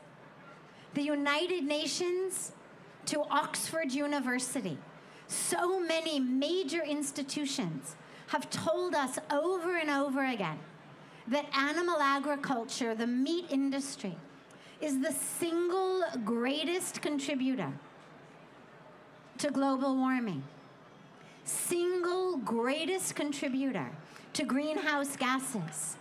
If we can eat more consciously, we free up so much water. You know, the amount of water that goes into the production of one meal of hamburgers is the amount of water that you use in bathing for 6 months. 6 months. It means if we sit down to a meal of hamburgers, are we prepared to not bathe for 6 months to offset the water usage? Chicken is about a third. So you sit down to a meal of chicken. Are we prepared to not bathe for 2 months to offset the water usage? This is not. It's not about guilt. It's about power. And it's about the power to choose every meal, every menu, a choice for sustainability, a choice for our planet. And what we wear. 92 million tons of clothing. 92 million tons of clothing. Here we are in the middle of New York with shop till you drop as kind of the motto. But 92 million tons of clothing end up in landfills every year. The fashion industry contributes 20% to the global water pollution. Now, I'm not saying don't buy, but shop compassionately. Fashion and compassion, let them go together. Buy sustainable, fair trade, organic, rather than fast fashion. Buy that which is fashionable and compassionate. And these days, there's so much opportunity. And lastly, so much to share, but time is short. Lastly, all of the rest of what we buy, so what we eat, what we wear, but otherwise what we buy, 11 million tons of plastic wash into our oceans every year. 11 million tons of plastic.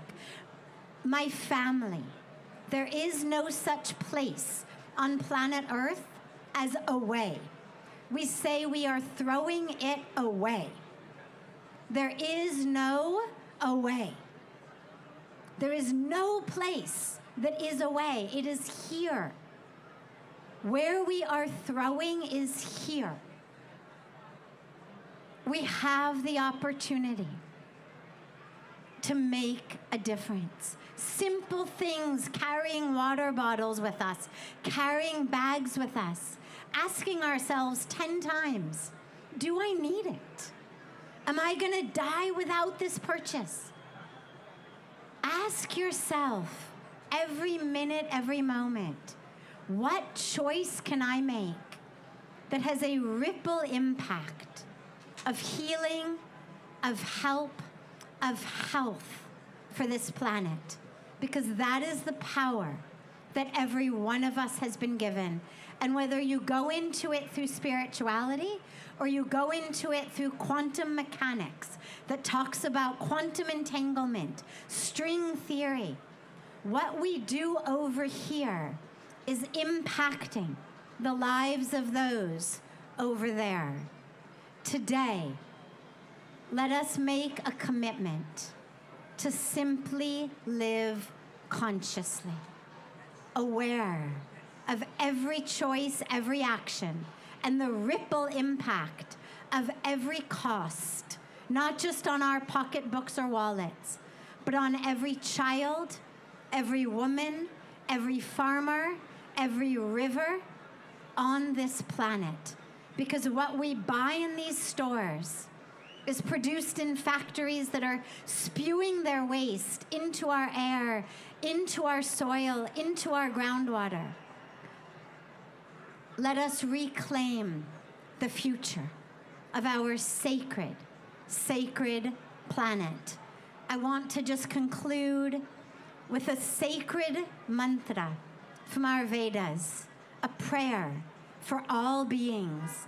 And it says, Om Sarve Bhavantu Sukhina, Sarve Santu Niramaya, Sarve Bhadrani Pashyantu, Ma Kaschid Dukha Bhag Bhaved.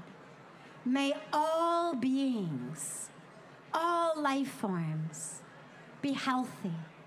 May they all be happy. May they all attain their highest state. May no being, no life form suffer.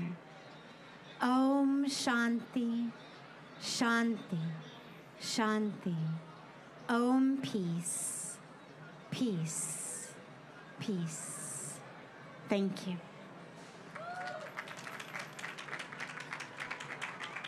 Blessing to meet you.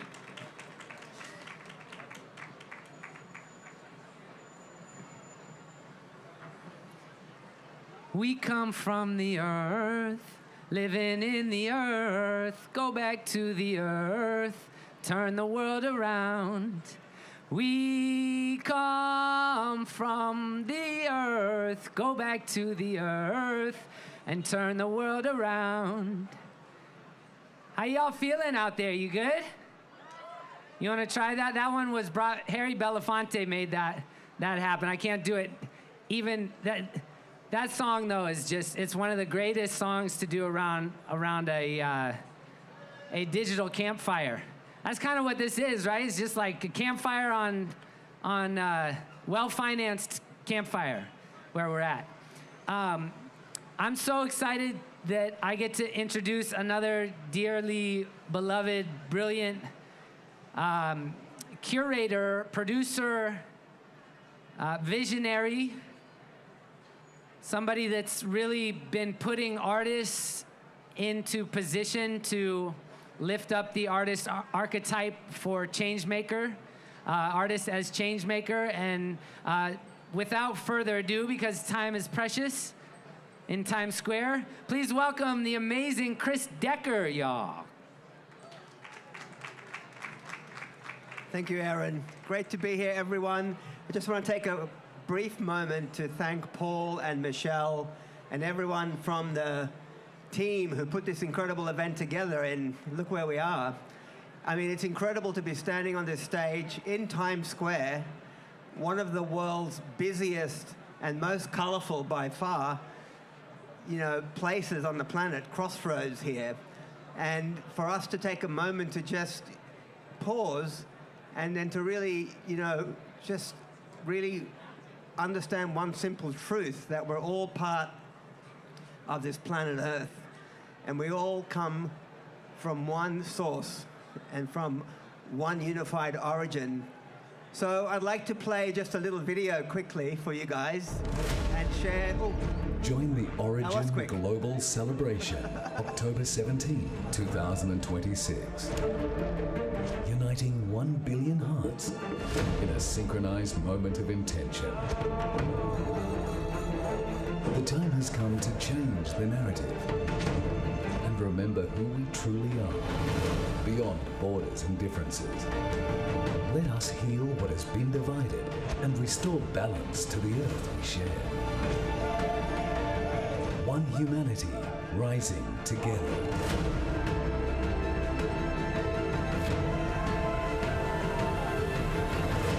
The moment has come.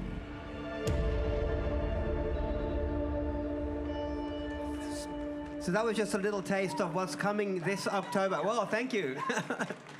So this October 17th, we're putting a big call out to everyone across the world in this moment where the earth is so divided, and the narrative that is coming is this us and them, us against them, constantly in our faces. So we decided to all come together, so many orgs, there's hundreds of organizations around the world uniting, and we're coming together to say, let's take a moment, let's take a day to be united as one humanity and join together to really show up and really put our intention towards regenerating the planet. And the highlight of the event is a synchronized moment. So at 3 p.m. actually in New York, 12 p.m. in San Francisco, and the same time all around the world in pretty much every time zone, there'll be this moment of synchronicity, this global moment, and that moment will be starting with a prayer for Mother Earth, that 15 different Indigenous tribes, Indigenous leaders and elders from all around the world, starting in New Zealand, will be sharing some words from a sacred prayer from their tradition. And then it'll start from New Zealand, from Australia, it'll go all around the world. And then this moment, this prayer will then flow into an anthem for Mother Earth, which is, right now we're gathering musicians from across the world, and there'll be this one track that the whole world will play at the same time.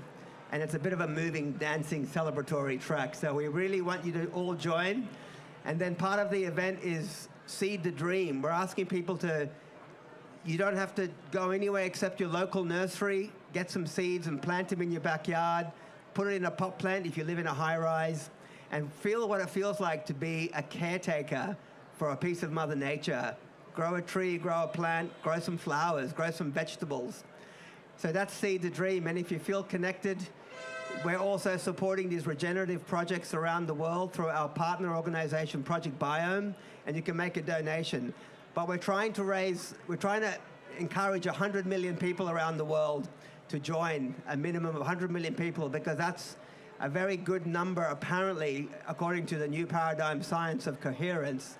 If we can get 100 million people focusing at the same time, focusing their thought, focusing our intention for a new earth, we can actually create a tipping point. So we have Heart Math Institute from San Francisco who will be actually recording the field, the coherent field of the planet. So we have this new paradigm scientists who are also working with us to show that there is a shift in consciousness, that it is possible.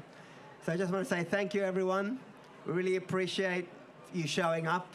And please go to the Origin website, sign up, get on our newsletter.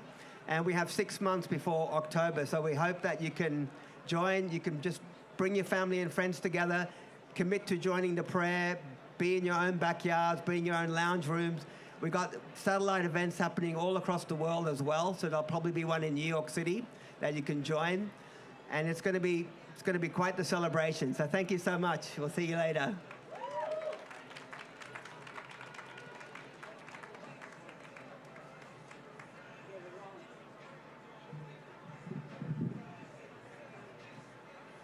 One, two, 1, 2. Who wants to hear some live original music? 1, 2, 1, 2. Alive and awake. Okay, so I just dropped the Gaia's Game album today. It's a good opportunity to share some music, new and old. Original music, give a shout out for independent artists. Yo, come on. Hey, this is your story from your head to your feet. If you knew it's all a song, you'd rap to the beat. Like 93 till infinity, map in the streets like a baby swinging on a sip and suck on a tea. It's a deep breath, breathe. Life is a science based on belief. Mind over matter, spirit is flesh, cheese pictures of the present. Music weaponry, fighting the beast. This beast of humanity, grinding their teeth. Watching their own movie, fighting for a seat. Paying for an obituary, too late to read. It's like... Come on, y'all. I am alive. I'm alive and awake. Here we go. I am alive. I am alive and awake. Everybody, can you sing that? I am alive. I am awake. All right, we're going to just do our best here with a little medley. Facts to fables, what you think you become. Hey, cats to cradles, crochet truth and knit it. Yeah, head tomatoes, what you blink you're dreaming. Let your halo down, and the angels win the pennant. Yeah, bet on yourself, don't scratch the lemons. Let your games begin, go independent. Let the flames throw rain down, interdependence. Like when kid and play dance, they listen. Yeah, all the way back to the bush indigenous. Ignorance and the same records come bear witness. Even gods need deviance. Ignorance meet wisdom, casual discipline. Math relates it while art makes its greatness. Nature bats last. Let's scrap the matrix, y'all. I'd take soup in a bowl with a Buddha over Super Bowl crazes. I want to take the world in a cup. If I told you you're the gamer and the rules, would you really be the gamer and the rules? Would you really be the gamer and the rules? Raise your hands up if you're feeling alive and awake, y'all. We don't get this moment again. Hey, Times Square. If I say true, you're the artist and the muse. Would you really be the artist and the muse? Would you really be the artist and the muse? None of us sing, we're just, yeah. How y'all feeling, New York City? What? If I say original music. I hope y'all are supporting independent artists, lifting the consciousness. None of us sing, we're just riding away. I don't sing. None of us sing, we're just riding away. Yeah, it's original music. New music just dropped today, y'all. We're gonna keep it moving. Couple of songs, then we'll go to, we'll keep it moving. This is my story here. Homemade homemade popcorn and fresh lemonade. Setting up shop just for the day. I grew the ingredients from my family farm. We sowed the seeds in like a charm. With water, sunlight, and love they grew. From pots to transplants to a field full. Grew as tall as LeBron. Tree pointers like Stefan. My pops is a farmer and always jokes. If life gives you lemonade, then make some lemons. If life gives you corny jokes, then make some popcorn. Here's your change, ma'am, and enjoy these flavors like a hip-hop rock song. I can make this world into anything, yeah. How y'all feeling? Lemonade stands. I can make anything in this wide world. It's a medley today, because we don't have much time. We got something special coming up soon. But I appreciate your attention in the attention economy as we move to the GDR. Yes, y'all. Yes, y'all. What? The world is fighting to win a zero-sum game, invented on a whim. The Lordy make loads of attention, trying to tell us it's you versus them again. Truth is that only hurts everyone, like telling water it hates the wind, or an enemy is against a friend. Who's to say life's a big competition? If so, we all lose. Thanks, Charles Darwin. Who you really want $1 trillion if it's all stolen? I don't really want a trophy. It's for everyone. Let's go, let's go, let's get it, everyone. We are one. When we win, we are one. When we won, we won. Right? That's right. How y'all feeling? Shout out to all the ancestors of this land for the game of life. The game of life is.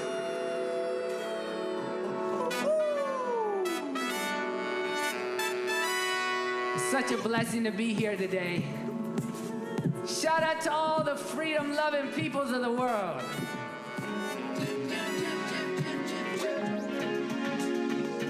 Woo!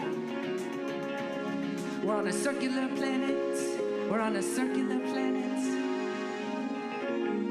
Shout out to OMMM for hosting. We're on a circular planet. We're peanut butter jamming from city to the hamlet. All brothers, sisters, Janet, all might go. Like water or land, it's all related. Yeah, in the same sandpit, so don't hate, don't panic. Even though these stages are dramatic, don't say that we're damaged. One world, praying like a mantis, connected like the internet, yeah. Connected like a magnet, this camera's so candid. A great ship that we're captaining. Work song turned to a ballad hit. Everybody's happiness, many parties, happy kids. Imagine this nation gripped like the way flowers are picked. Pictures of us all in the sunset.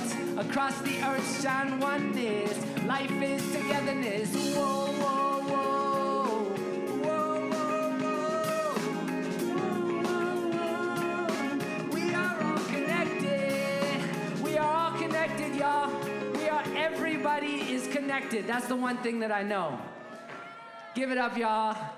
It's been such a blessing to be here today. Do I have time for one? No, I think we're gonna keep it moving. Hey! Yeah. Okay, so hold up while I have your attention with the music, because the music brings us together. I'm gonna ask everybody to give us a moment of focus as we do something really special. We have the next generation here to support. So as you heard, some of this music is from Gaia's game. Gaia, like the spirit of Mother Earth, and the game that she plays through us, right? We're all, in a way, playing the game of life, and the game is life itself. And so with that story world, we've built a company that is seeking to disrupt extractive industries, particularly to bring innovation, regeneration, storytelling, and play to young people. And we have a best-selling book, as well as a big announcement here. So I want to welcome our next generation up to the stage, Max and Mia and Max and friends. So does everybody know this is the place where the ball drops, right, for New Year's Eve? Okay, so we're gonna try something different on Earth Day. We are going to kick off an entirely new ecological soccer ball, okay? A Gaia ball. Can y'all say Gaia ball? So the Gaia ball is the world's first entirely compostable soccer ball made from bio leather, and it is an innovation that we hope will disrupt extractive sports industry products, and that we can actually use this moment with our youth to kick this ball not only out here into the Times Square audience, but actually to pass it around the world. So we're gonna pass this Gaia ball all over the world, and we'll start here with this moment. So Max and friends, come on up. Give it up for the youth, y'all. This is amazing. So in order to do this right, we're gonna need to do a countdown. Okay. So give it up for Max. Give it up for Max. This is one of our local youth soccer stars. The World Cup is coming. We want to give youth not only balls that are good for the planet, but also good for their health and for the whole supply chain. So ceremonially, with your help, we're gonna do a countdown from 10, okay? So back there in the back. Yeah, I see you distracted. You're looking the wrong. This is the most distracted place on earth. Who had this idea to do this here anyway? Okay, so can you help me do a countdown? And we're gonna kick this ball off, okay? We have a size 3 and 5 on stage, but Max is our official kick. This is Max's moment, y'all. So I need your help. Ready? On the count of 10, 9, 8, 7, 6, I can't hear you. 5, 4, 3, 2, 1. Let's go, Max. Hey. Yeah, give it up for yourselves, y'all. May Gaia's wisdom flow throughout the earth. And one more time for Mia and Victoria, our amazing singers. What a blessing to be here together, y'all.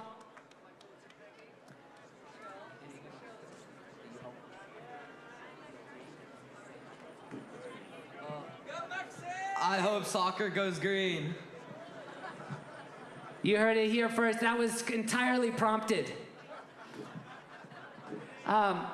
Yes, with NI, Nature's Intelligence.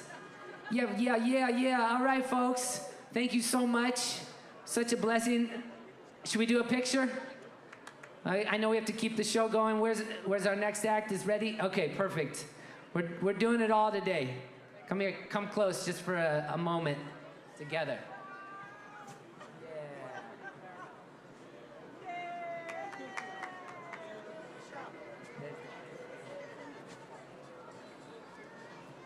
Thank you so much for being such awesome theatrical music. This is the land of musical theater, so here we are. For our next offering, we're gonna drop in with some extraordinary wisdom. I wanna welcome Carl and Rebecca. I'm gonna let them do their own introductions, and we're gonna keep this program flowing. We are a constellation kaleidoscope of wisdom here. So please welcome our next guests, and thank you all so much for tuning in. This special OM presents Earth Day 2026 in Times Square. What a blessing to be here. Oh my God, oh my goddess.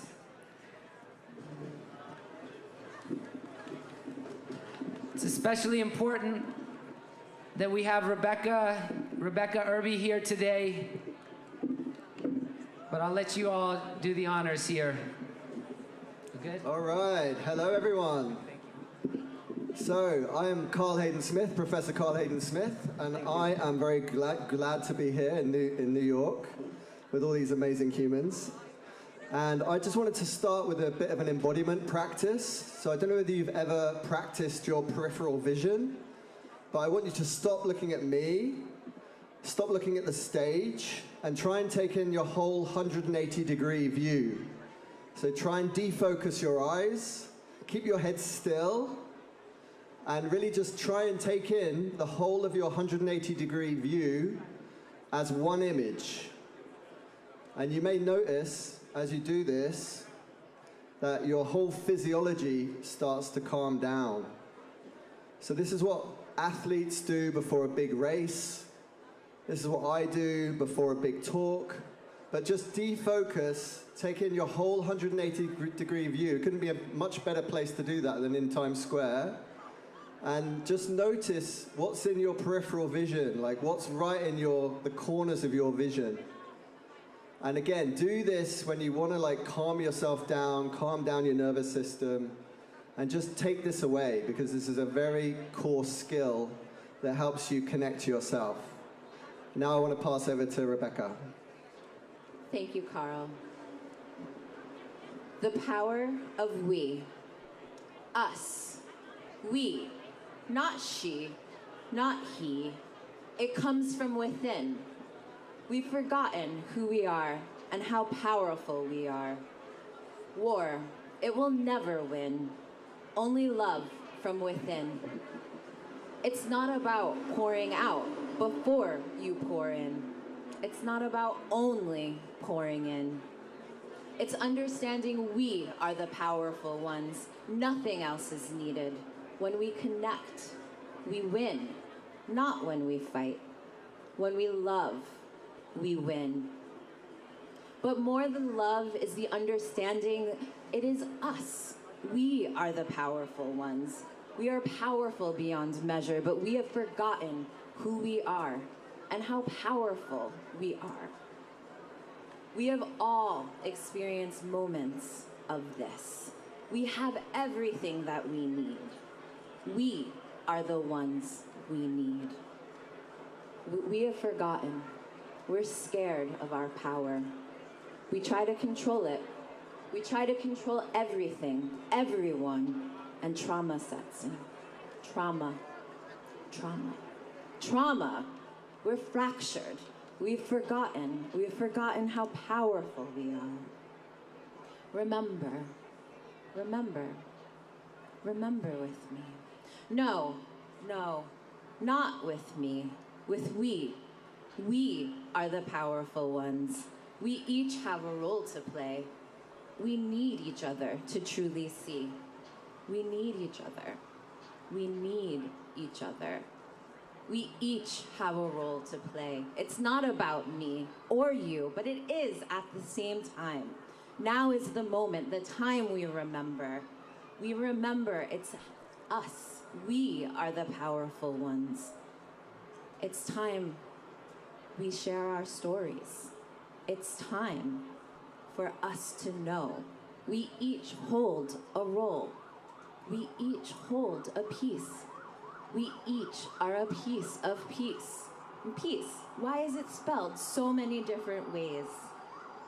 That C, it changes from community to communication to collaboration. No one more important, each one wildly important. We each are a piece of peace. We are each a piece of peace. It can't be done without you. It can't be done without us. Without we.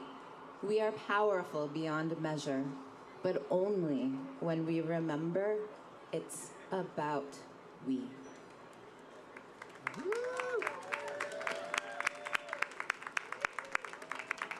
Thank you. I want to dedicate that to my mother, Susan Irby. She passed yesterday, and this is a really special moment for her, for our family, and for all of us to remember how intimately and interconnected we truly all are. Passings aren't an ending. It is a continuation and a journey. And thank you for being here with me on this one.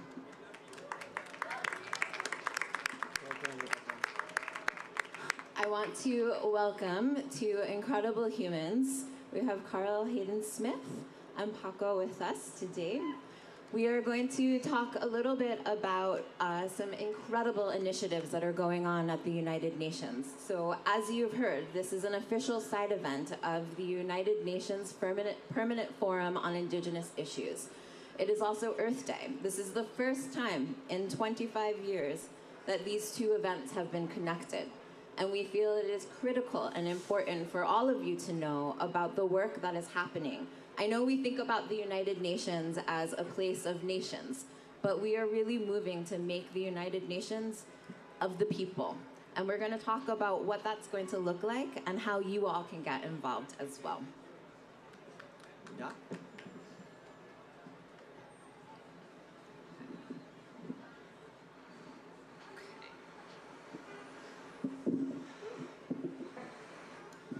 So, Paco, please let us know about some of the work that you're doing in Mexico City and Bolivia with our good friend Lionel. Yes, thank you very much, Rebecca.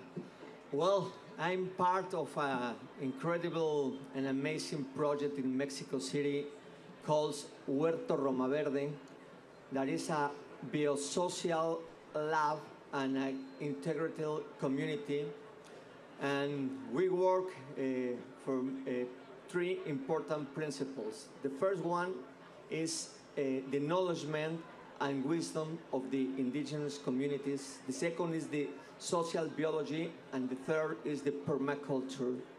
So we meet Tata Leonel Cerruto, a Bolivian elder, that he came to Huerto, and he started to talk what he is doing, and was a great coincidence because we are working in a learning communities and create a network that we call Biosocial Regenerative Mycelium. And when he talked about his create a network called Pachacuti and School for the Mother Earth, was a very incredible connection because we are working in the same direction, the direction to involve, interconnect people, collectives, organizations, and of course, an important network of indigenous community in Ecuador, Bolivia, Peru, Colombia, Guatemala, and Mexico. So we are working in that with many peoples that are involved in that important thing, because the purpose of that project is how can we create a new humanity that is working for the earth. Thank you so much, Paco. I'm not sure, but we had a video. Is that going to play? Yeah. So can we cue that? We are the Kausai School of Mother Earth. We're composed of diverse biocultures and indigenous communities from Bolivia and Abya Yala who work to care for and defend Mother Nature. This is a large goal, and we need cooperation from all corners of the globe to begin to achieve it. For this purpose, we've established the Pachacuti Abya Yala network. Today, Mother Earth is being ferociously attacked by current development systems that don't view her as a living being with rights, but rather as a natural resource to be exploited and commercialized. This situation is leading to climate change, as well as ecological, climatic, social, political, and economic catastrophes, and is a symptom of a civilizational crisis that is destroying the health of our Mother Earth, or, as we say in the Andes, Pachamama. We need to alert the world that with each passing day under the current model of globalized development, we are jeopardizing our own future and that of our children. It is time to awaken from this nightmare, bring about change in our lives, and enter the planetary Pachacuti, the shift in the life cycle of our planet and of the cosmos, the change of civilization. In the continent of Abya Yala, diverse indigenous peoples, cultures, and civilizations have cared for Mother Earth for millennia. They are bearers of ancestral wisdom and knowledge, and today to share with humanity the intercultural search for our construction of another possible world. One that is sustainable, healthy, and embodies the good living of our Mother Earth. We invite you to be part of Kausai School of Mother Earth. to work with new generations of children and youth from different cultures in Bolivia, Abya Yala, and the world, spreading the ancestral wisdom inherited through generations to create new models of healthy, resilient, and regenerative life in harmony with our Mother Nature, Pachamama. We need your participation and that of all cultures from every corner of the planet to create a new civilization rooted in love for life and for our Mother Earth. Join the global campaign to defend and protect our Mother Earth through our Pachacuti network. Support and participate in Kausai School of Mother Earth's initiatives. A healthy world and community life for all culture is possible. Join us and work towards this goal.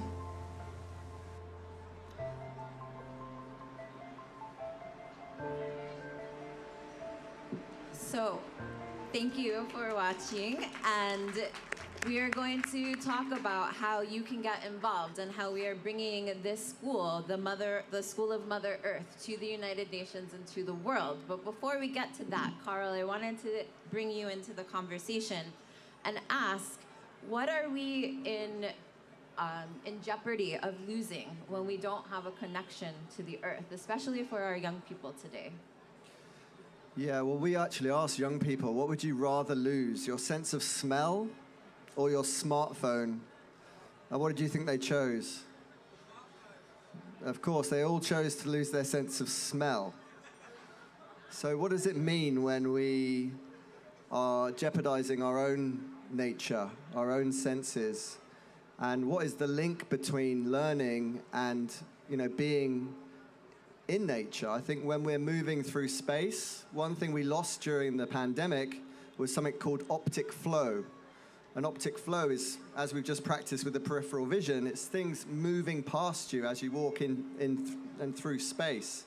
And again, young people were taken to the Amazon rainforest, and they were unable to see into depth because of myopia, staring at screens. They couldn't see far enough into the space that they were privy to.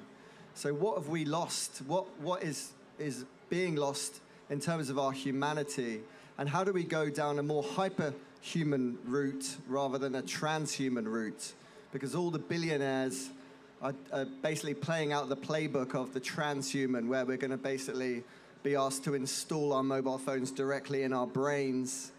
And what are we losing when we're becoming so transhuman? So I'm trying to teach my children, my students at the University of East London, how do we be aware of what's happening to our cognition, our creativity, and our imaginations. Thank you, Carl. It sounds like our interconnectivity is key to our survival. Paco, I wanted to ask you, when we start to try and translate these indigenous ways, these knowledge systems, when we try to bring them into an urban setting or a Western university, what are some of the principles that we must not lose when we make that translation? Well, I think that everybody here knows that we are living in a very huge civilizatory crisis. The social, environmental, and climate crisis are a result of the end of a civilization that are living right now. And we need open a new hope. And that hope, the indigenous community have the acknowledgement and wisdom to bring us the opportunity to make the things different. Seek to think, how can we create a new cultural, economic, political, and social structures that dialogue with the Mother Earth, not against the Earth like now. So that's very important. Stay here, sitting in Times Square, in this place that represents the symbol of the capitalist, the symbol of the consume, and talk about this.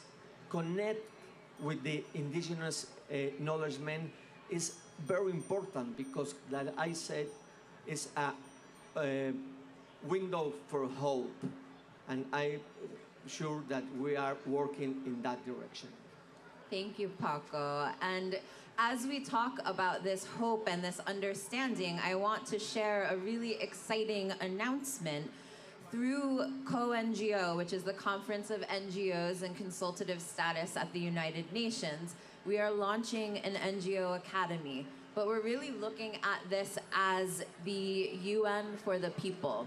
It's going to have 3 pillars. We're looking at citizen journalism, which we find to be really critical in this moment of accountability and making sure that we have an accurate historical record moving forward. Our second pillar is about global citizenship, or where I call being a good human, understanding our connection to the planet. This is where the school that Paco is talking about and Lionel, our friends in South and Central America, and all of the different Earth schools around the planet are coming together and joining forces. Even with the Eastern London University from Carl, so many different institutions are coming together to be a part of this initiative. And we are inviting you, if you are an educator, an advocate, an activist, and you want to get involved and help out in this worldwide huge initiative, you can visit www.ngodignity.org.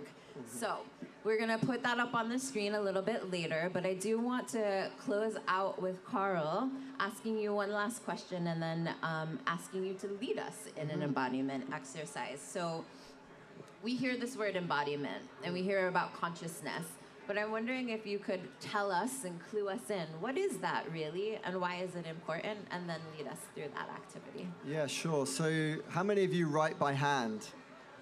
So you may say I'm writing by hand. If you write by hand, it's a whole brain activity, like playing an instrument. And if you do whole brain activities, you're much more likely to actually learn. You're much more likely to not get dementia and Alzheimer's.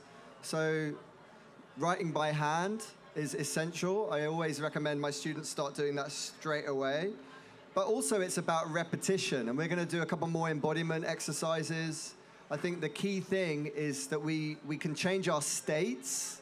You know, almost altered states are very popular in the zeitgeist right now, but what about altered traits? So how do we actually go from an altered state to an altered trait? An altered trait is lasting change. And I think that's the thing that we really want to aim for. Altered states are cheap, but altered traits are earned. So really it's about long-lasting practice that makes the world a better place and makes your community a better place. So I think that the key thing is that we've heard about AI. A lot of us are very worried about AI, but I think one of the benefits of AI is that what it can't take away from us is our subjective embodied experience. And a lot of our cognition will be taken and done very easily. But being in communitas, being together, will be what's left. So I think that's a hope for the future. Thank you. Thank you. All right, so let's do another couple of embodiment exercises. So this first one's called Listening Layers, and it's quite an interesting space to do this exercise. But what I want you to first do is close your eyes, and then I want you to listen. And this is the most challenging part. Can you hear your own breath? So this is the near layer. And then the mid layer is the voices around you. So focus on the voices around you. And then the far layer is the traffic and the wind and anything natural out there. So this exercise is really to encourage this felt experience of living in a nested ecology through sound. And the benefit, if you can do this in Times Square, you can do it anywhere, is that it reframes noise as an ecosystem, helping us feel located in space rather than overwhelmed. So that was the listening layers embodied experience. And the final one, this is called Air on Skin Scan. So this is really about your nature connection in an industrial space like we're in. So again, keep your eyes closed. And I want you to notice the air on your forehead. Just focus on the air hitting your forehead. And then feel the air on your cheeks and on your hands. And just say this silent sentence to yourself: I share this air. I share this air. So the point of this exercise is it creates immediate nature connection through the atmosphere, even in the middle of the city. Thank you so much for your attention and for all of your wonderful souls. Thank you so much, everyone. It's been such an honor and a pleasure to be here with you in Times Square. And again, if you're an educator, an advocate, anyone who's interested in joining us, please check out www.ngodignity.org. We'll see you there. Thank you.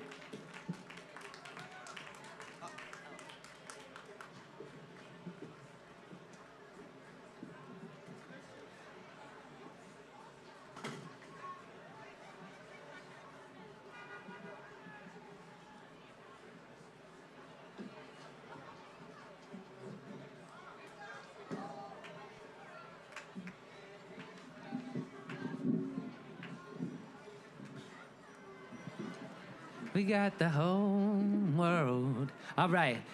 How's everybody feeling out there? You good? We good? All right. Well, I'm going to keep this program moving because, as I said before, the kaleidoscope it's so extraordinary what's been brought together. You know, the way that Michelle and so many organizers have brought a community together from all over the world. And in that spirit, our next performers, presenters are actually extraordinary artists, also doing amazing work in bringing spiritual community and folks from all faiths together. We're going to show first this beautiful video about their work with the Fifth in Portugal. We hope that you all will tune into the work that's happening internationally through these amazing, amazing artists. And I also want to say, especially for both of them, these are the first OMMM artists that are actually building a catalog of consciousness-based music. So without further ado, I will welcome this video, if it's queued up, and then we'll introduce our performers. It's amazing what can happen with human connection. How much energy we can get from connecting with other human beings. How many of you know how special Portugal is? This land, Portugal, has always been holy, not because of what it took, but because of what it carried. The Templars did not vanish. They transformed, and guardians of light.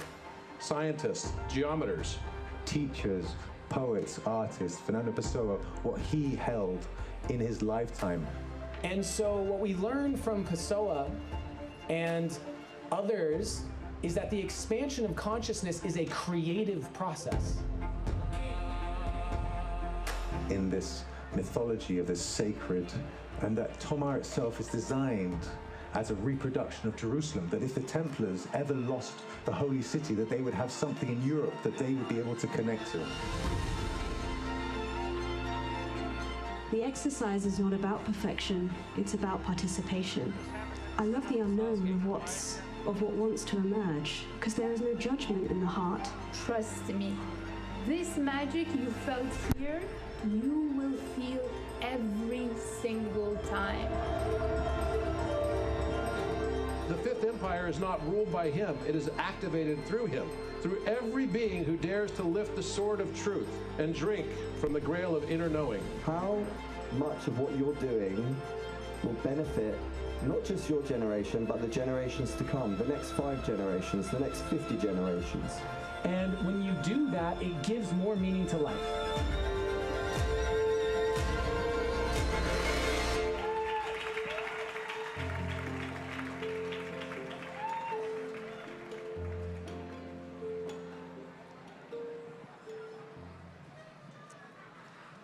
Give it up, y'all, for the amazing, extraordinary Rachel Singh and my brother, Vinay Vyas. Please, y'all, this is gonna be something special. I'm so excited.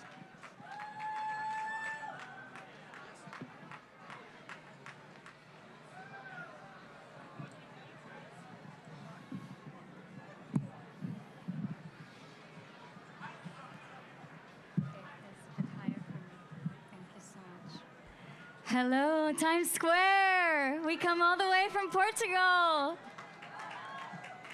If this inspired you, please do join us the 3rd of May. Michelle's going to be there. We have the incredible OMMM team as a collaboration together with the 5th. We are really igniting this new frequency, this new energy through this prophecy that has been foretold.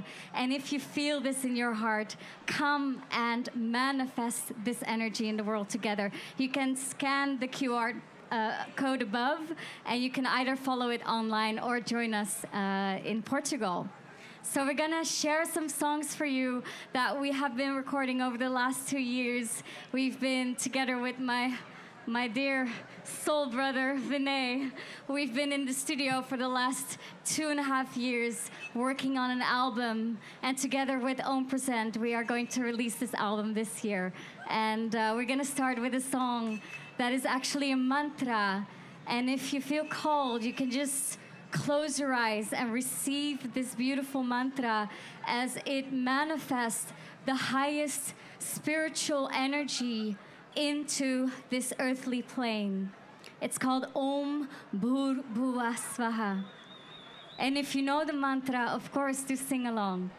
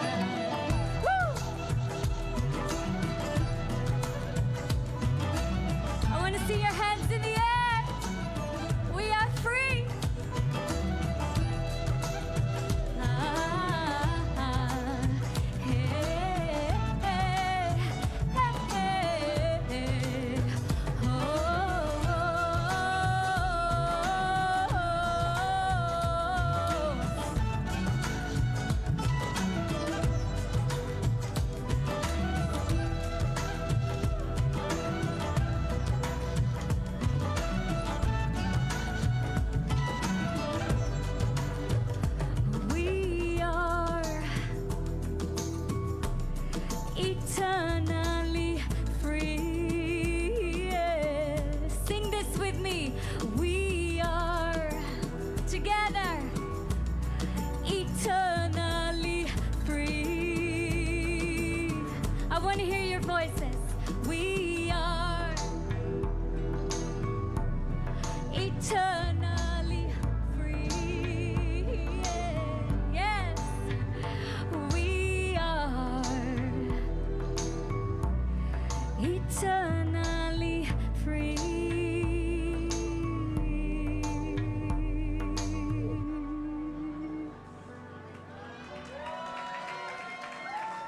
Thank you so much.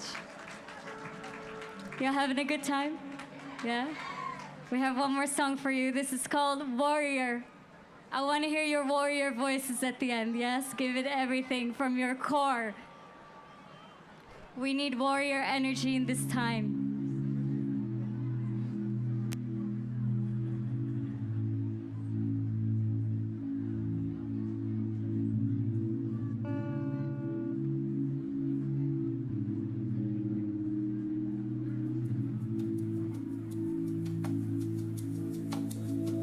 I am a leader of the light.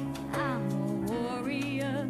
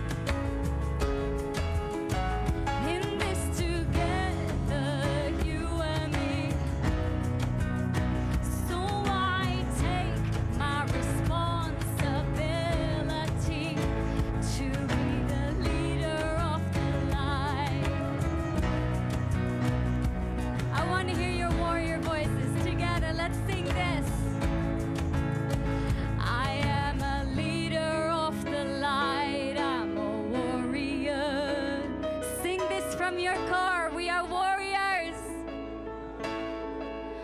I am Woo! Yes, you are. We are warriors. One more time. We are the leaders of the light. We are warriors.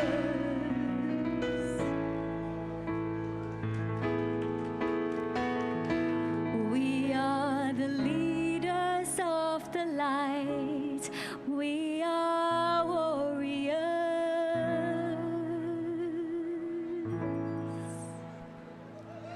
Thank you so much, Times Square. Woo!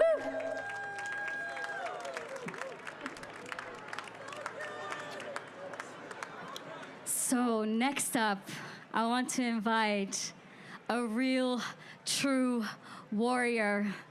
The warriors that protect this planet Earth with their rituals, with their wisdom, with consciousness. Let us learn from these incredible human beings. I want to invite Abuela Marta Pico. Woo!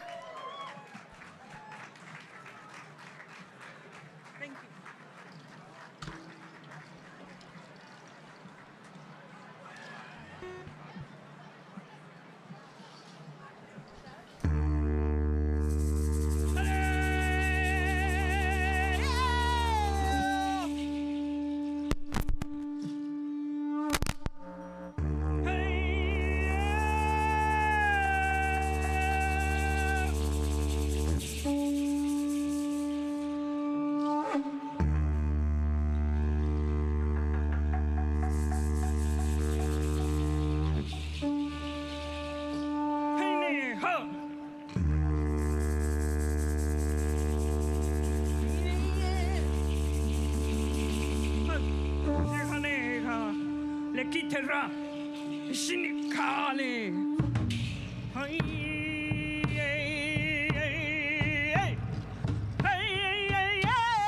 lekitera anenaiska olenaiska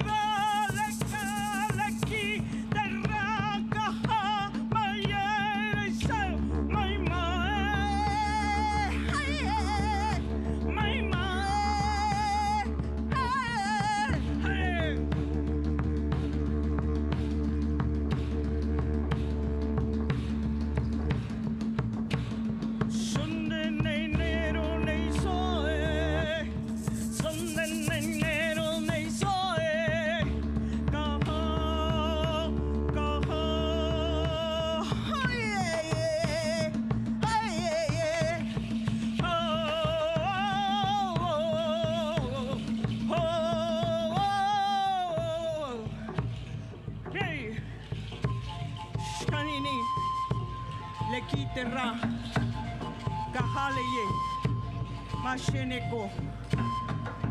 Ama la tierra, ama tu casa. La madre tierra te sostiene, te alimenta, te cobija. Tú le perteneces a la tierra no te pertenece. Somos los hijos del sol que fuimos sembrados en esta tierra.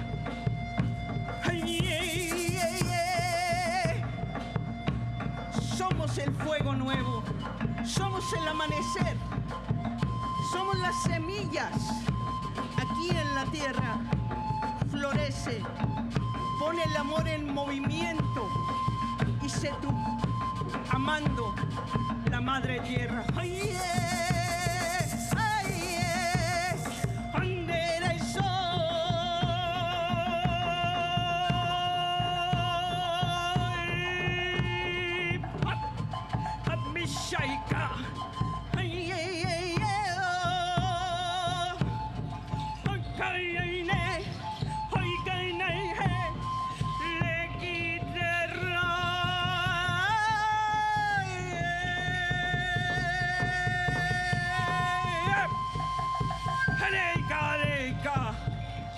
Lekitera, Kain Lashka.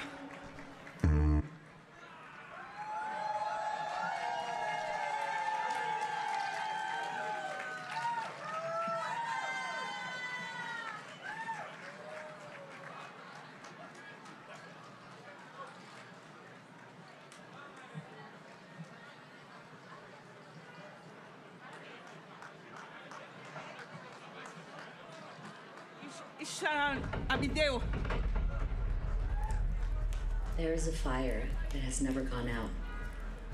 It lives in the memory of the wind, in the hands of those who remember, in the circles we draw together under open skies. Since the beginning of time, the ancestors have been speaking, through the flame, through the earth, through us. This is not a festival. This is not a performance. This is a remembrance, a pilgrimage of living ceremony, of prayer woven into music, of wisdom carried across continents, of fire meeting breath, meeting body, meeting you. Something ancient is moving, something new is being born. Are you ready to remember who you are?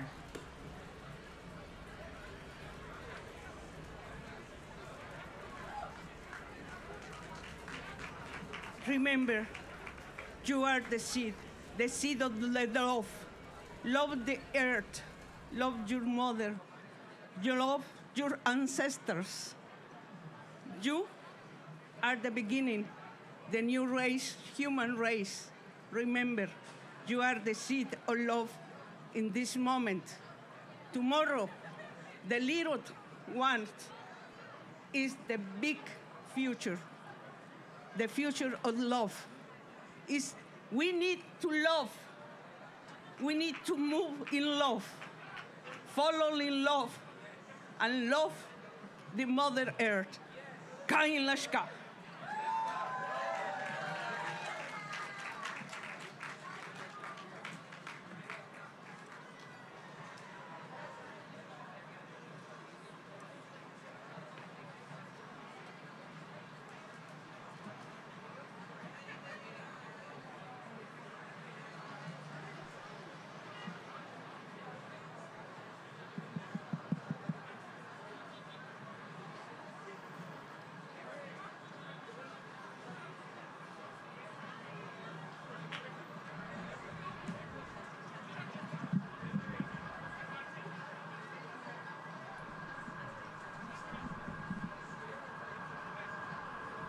Testing, testing. Ah, we're here. Hi, everyone.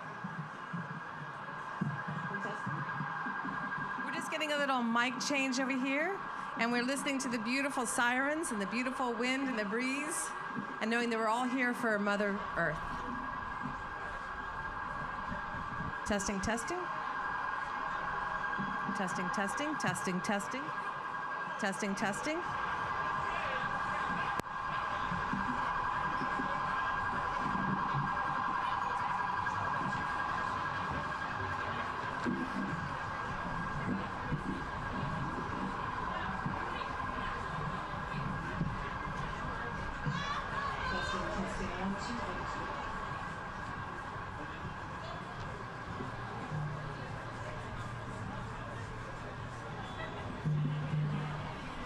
Testing, testing. 1, 2, 1, 2. 1, 2. 1, 2, 1, 2. 1, 2, 3, 4.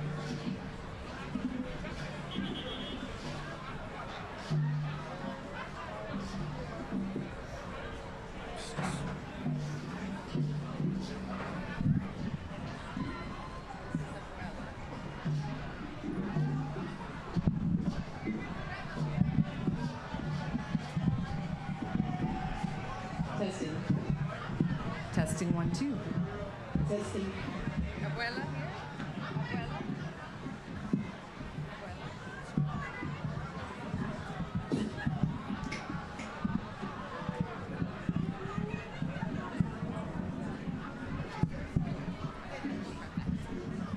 What is going where right now? No stage 12.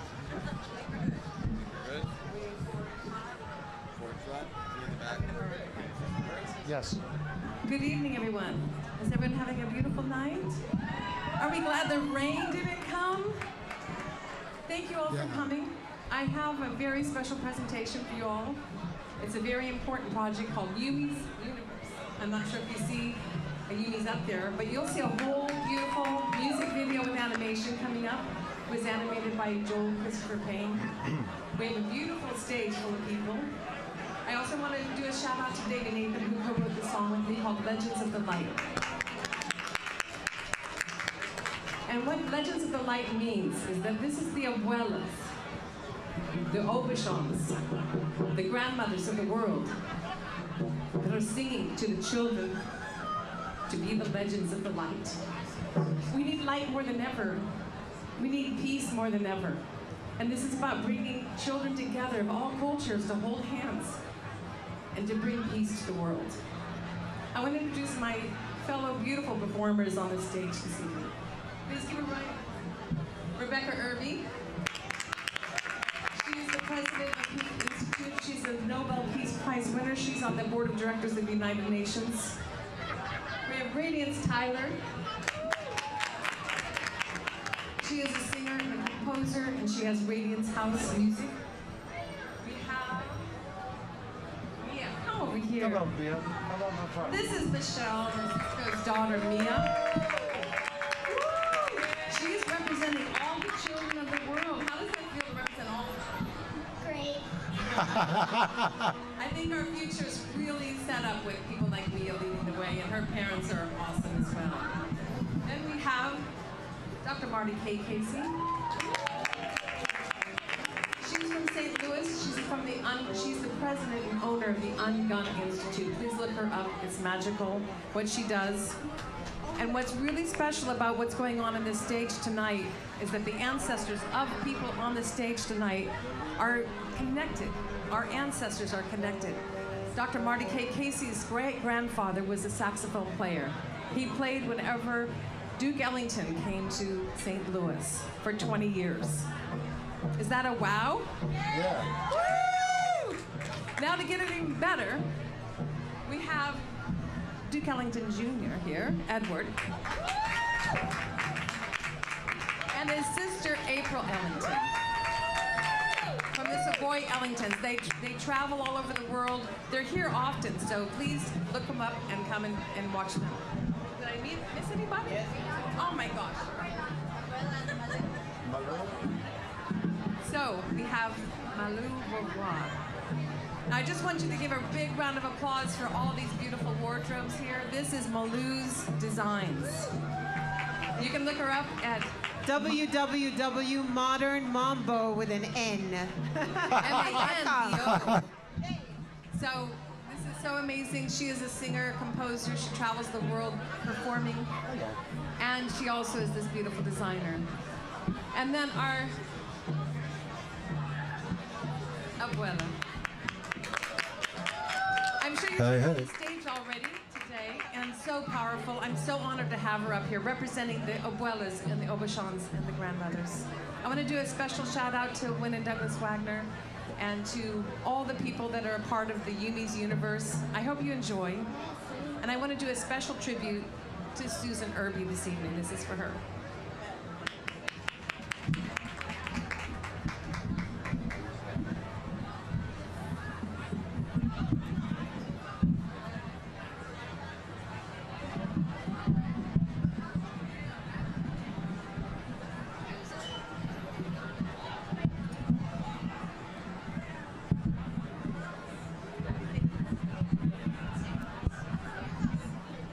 Cue music.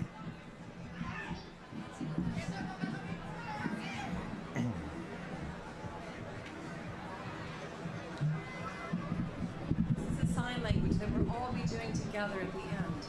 Love, shine, peace.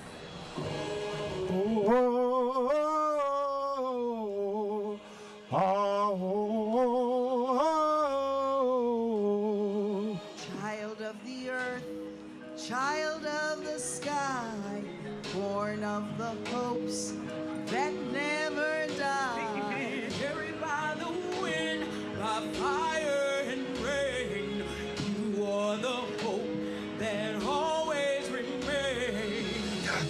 the whispers through the ages, dreams of peace from ancient sages. You're the legends of the light. You're the legends of the light.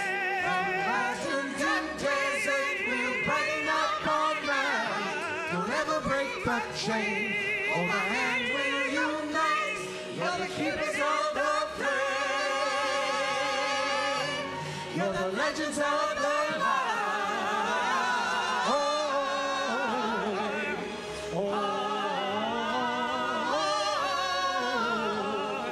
Timoun lumière, vingt des prières, l'éclat de ta joie éclaire notre ciel. Oh, métagoué, bas des sobo, clair chemin pour monter pio.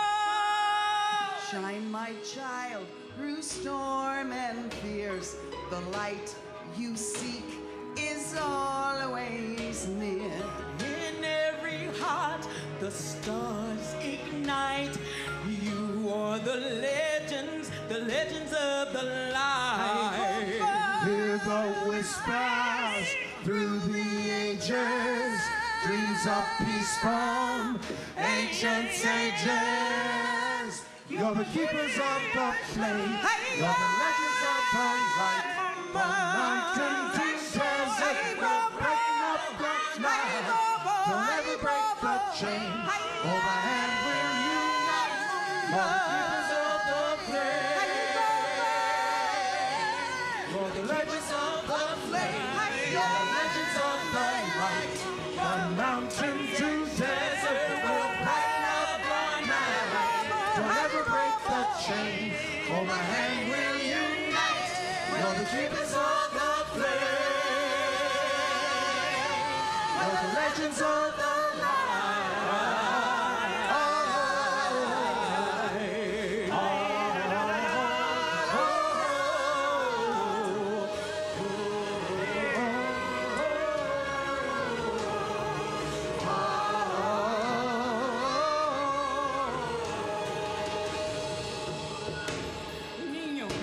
Mi niña, no sueltes mi mano. Somos la unidad. Gailashka.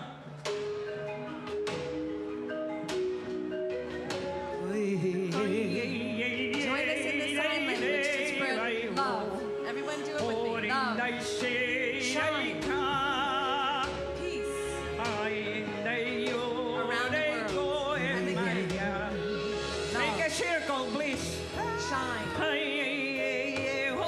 Peace. Around the world.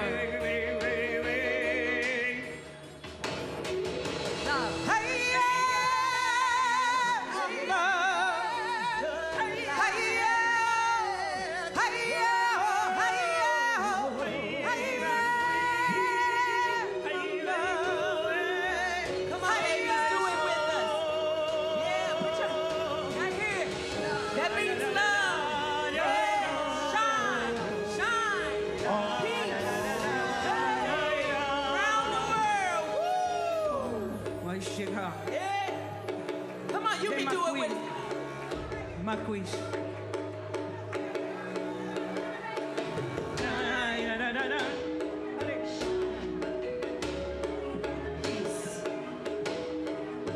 Everybody together. Love. Shine. Peace. Around the world. And let's everyone do it in silence. Shine.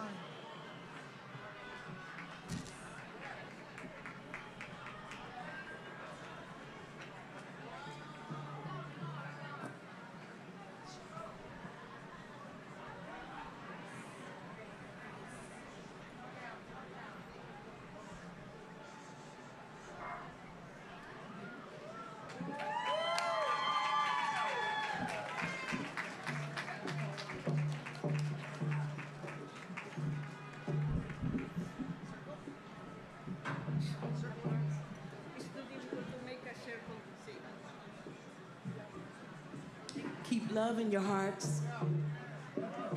Keep love in your hearts. Love Peace, Light, Shine Earth Day. We love you madly. All right, everyone, we need your help to form a sacred circle. We're going to be led by Abuela, and she's going to come down and form a circle. And the drummers that are here, your voices will join in, and you can follow them. They're coming down now, so if you want to stand up, if you can, and form a circle. And we're going to share love, shine, peace.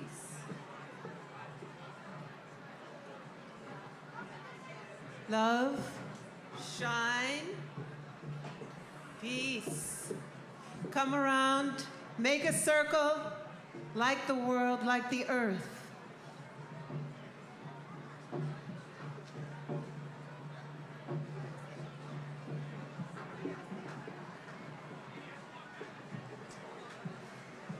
Forming a circle now. Take each other's hands. And you can form multiple circles if you want, because I know we're in a very beautiful place. But just imagine in the center of Times Square in New York City that we get to unite together. We get to hold each other's hands and share each other's hearts so that we can share love and peace. Hey, boo-boo. And we're going to let Abuela will be the one to lead.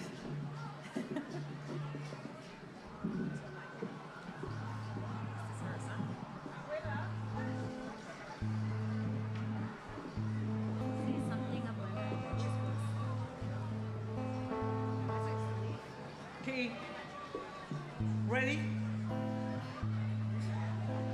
Please, when you hear the music, move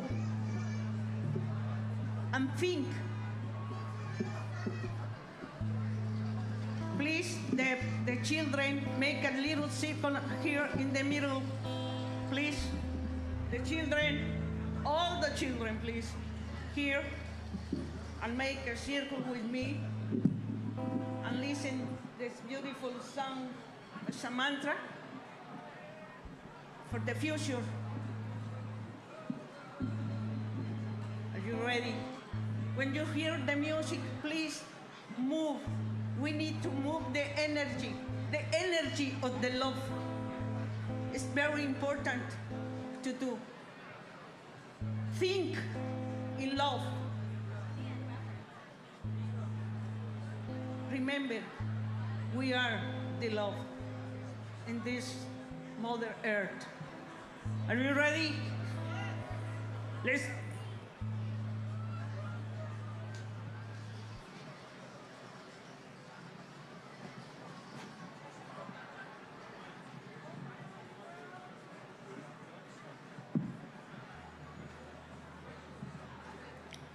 Okay, we're going to close this and continue after. Everyone follow the beautiful Abuela here. You can dance, you can move, you can sing, you can cry. Let's heal together, being united in a circle. Let's heal these broken pieces and turn them into gold.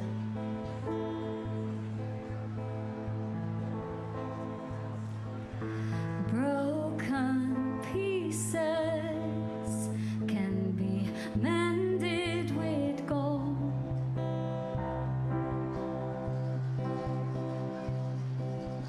From the shadows, great tales have been told.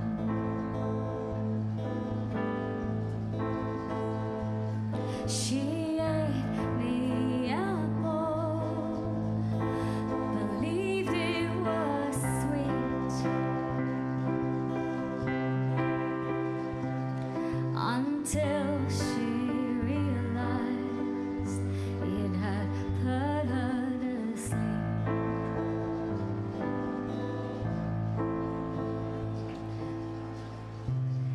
Into a waking dream where nothing is what it seems.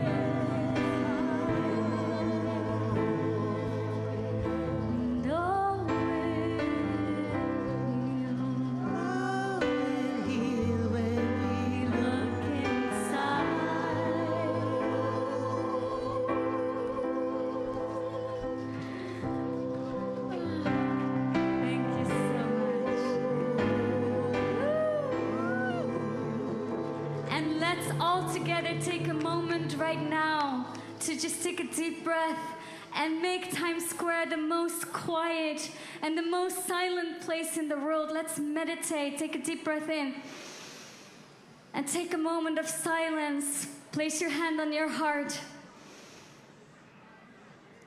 and send this frequency all over the world, all over the planet, through our silence, through our meditation. Have a look inside.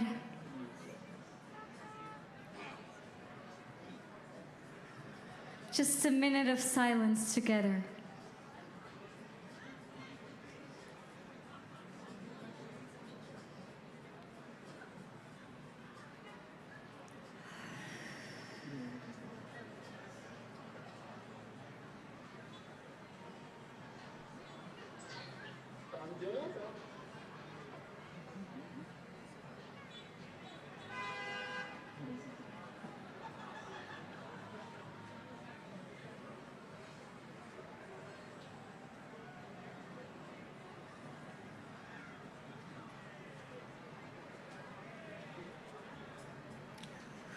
Let's raise our hands together.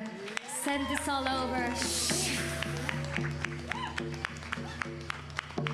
Woo. Yes. Peace, love, togetherness. Namaste.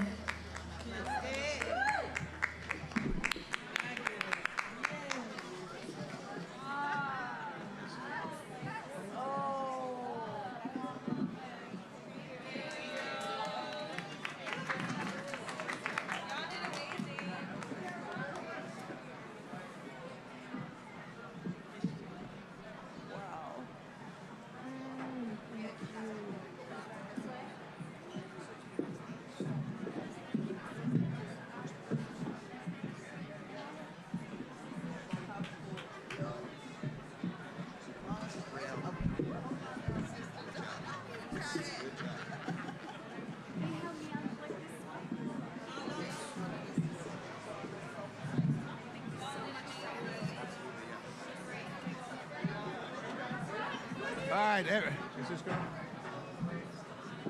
Hello there. Hello. Hello.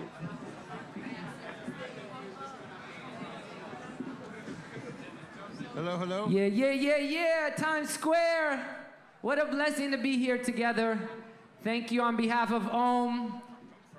And this is our beautiful, beautiful next chapter here. We want to welcome the extraordinary dancers in this next wave. On behalf of OMMM, my name is Aaron Abelman. It's been a joy and honor to be your host. And peace and blessings to everybody.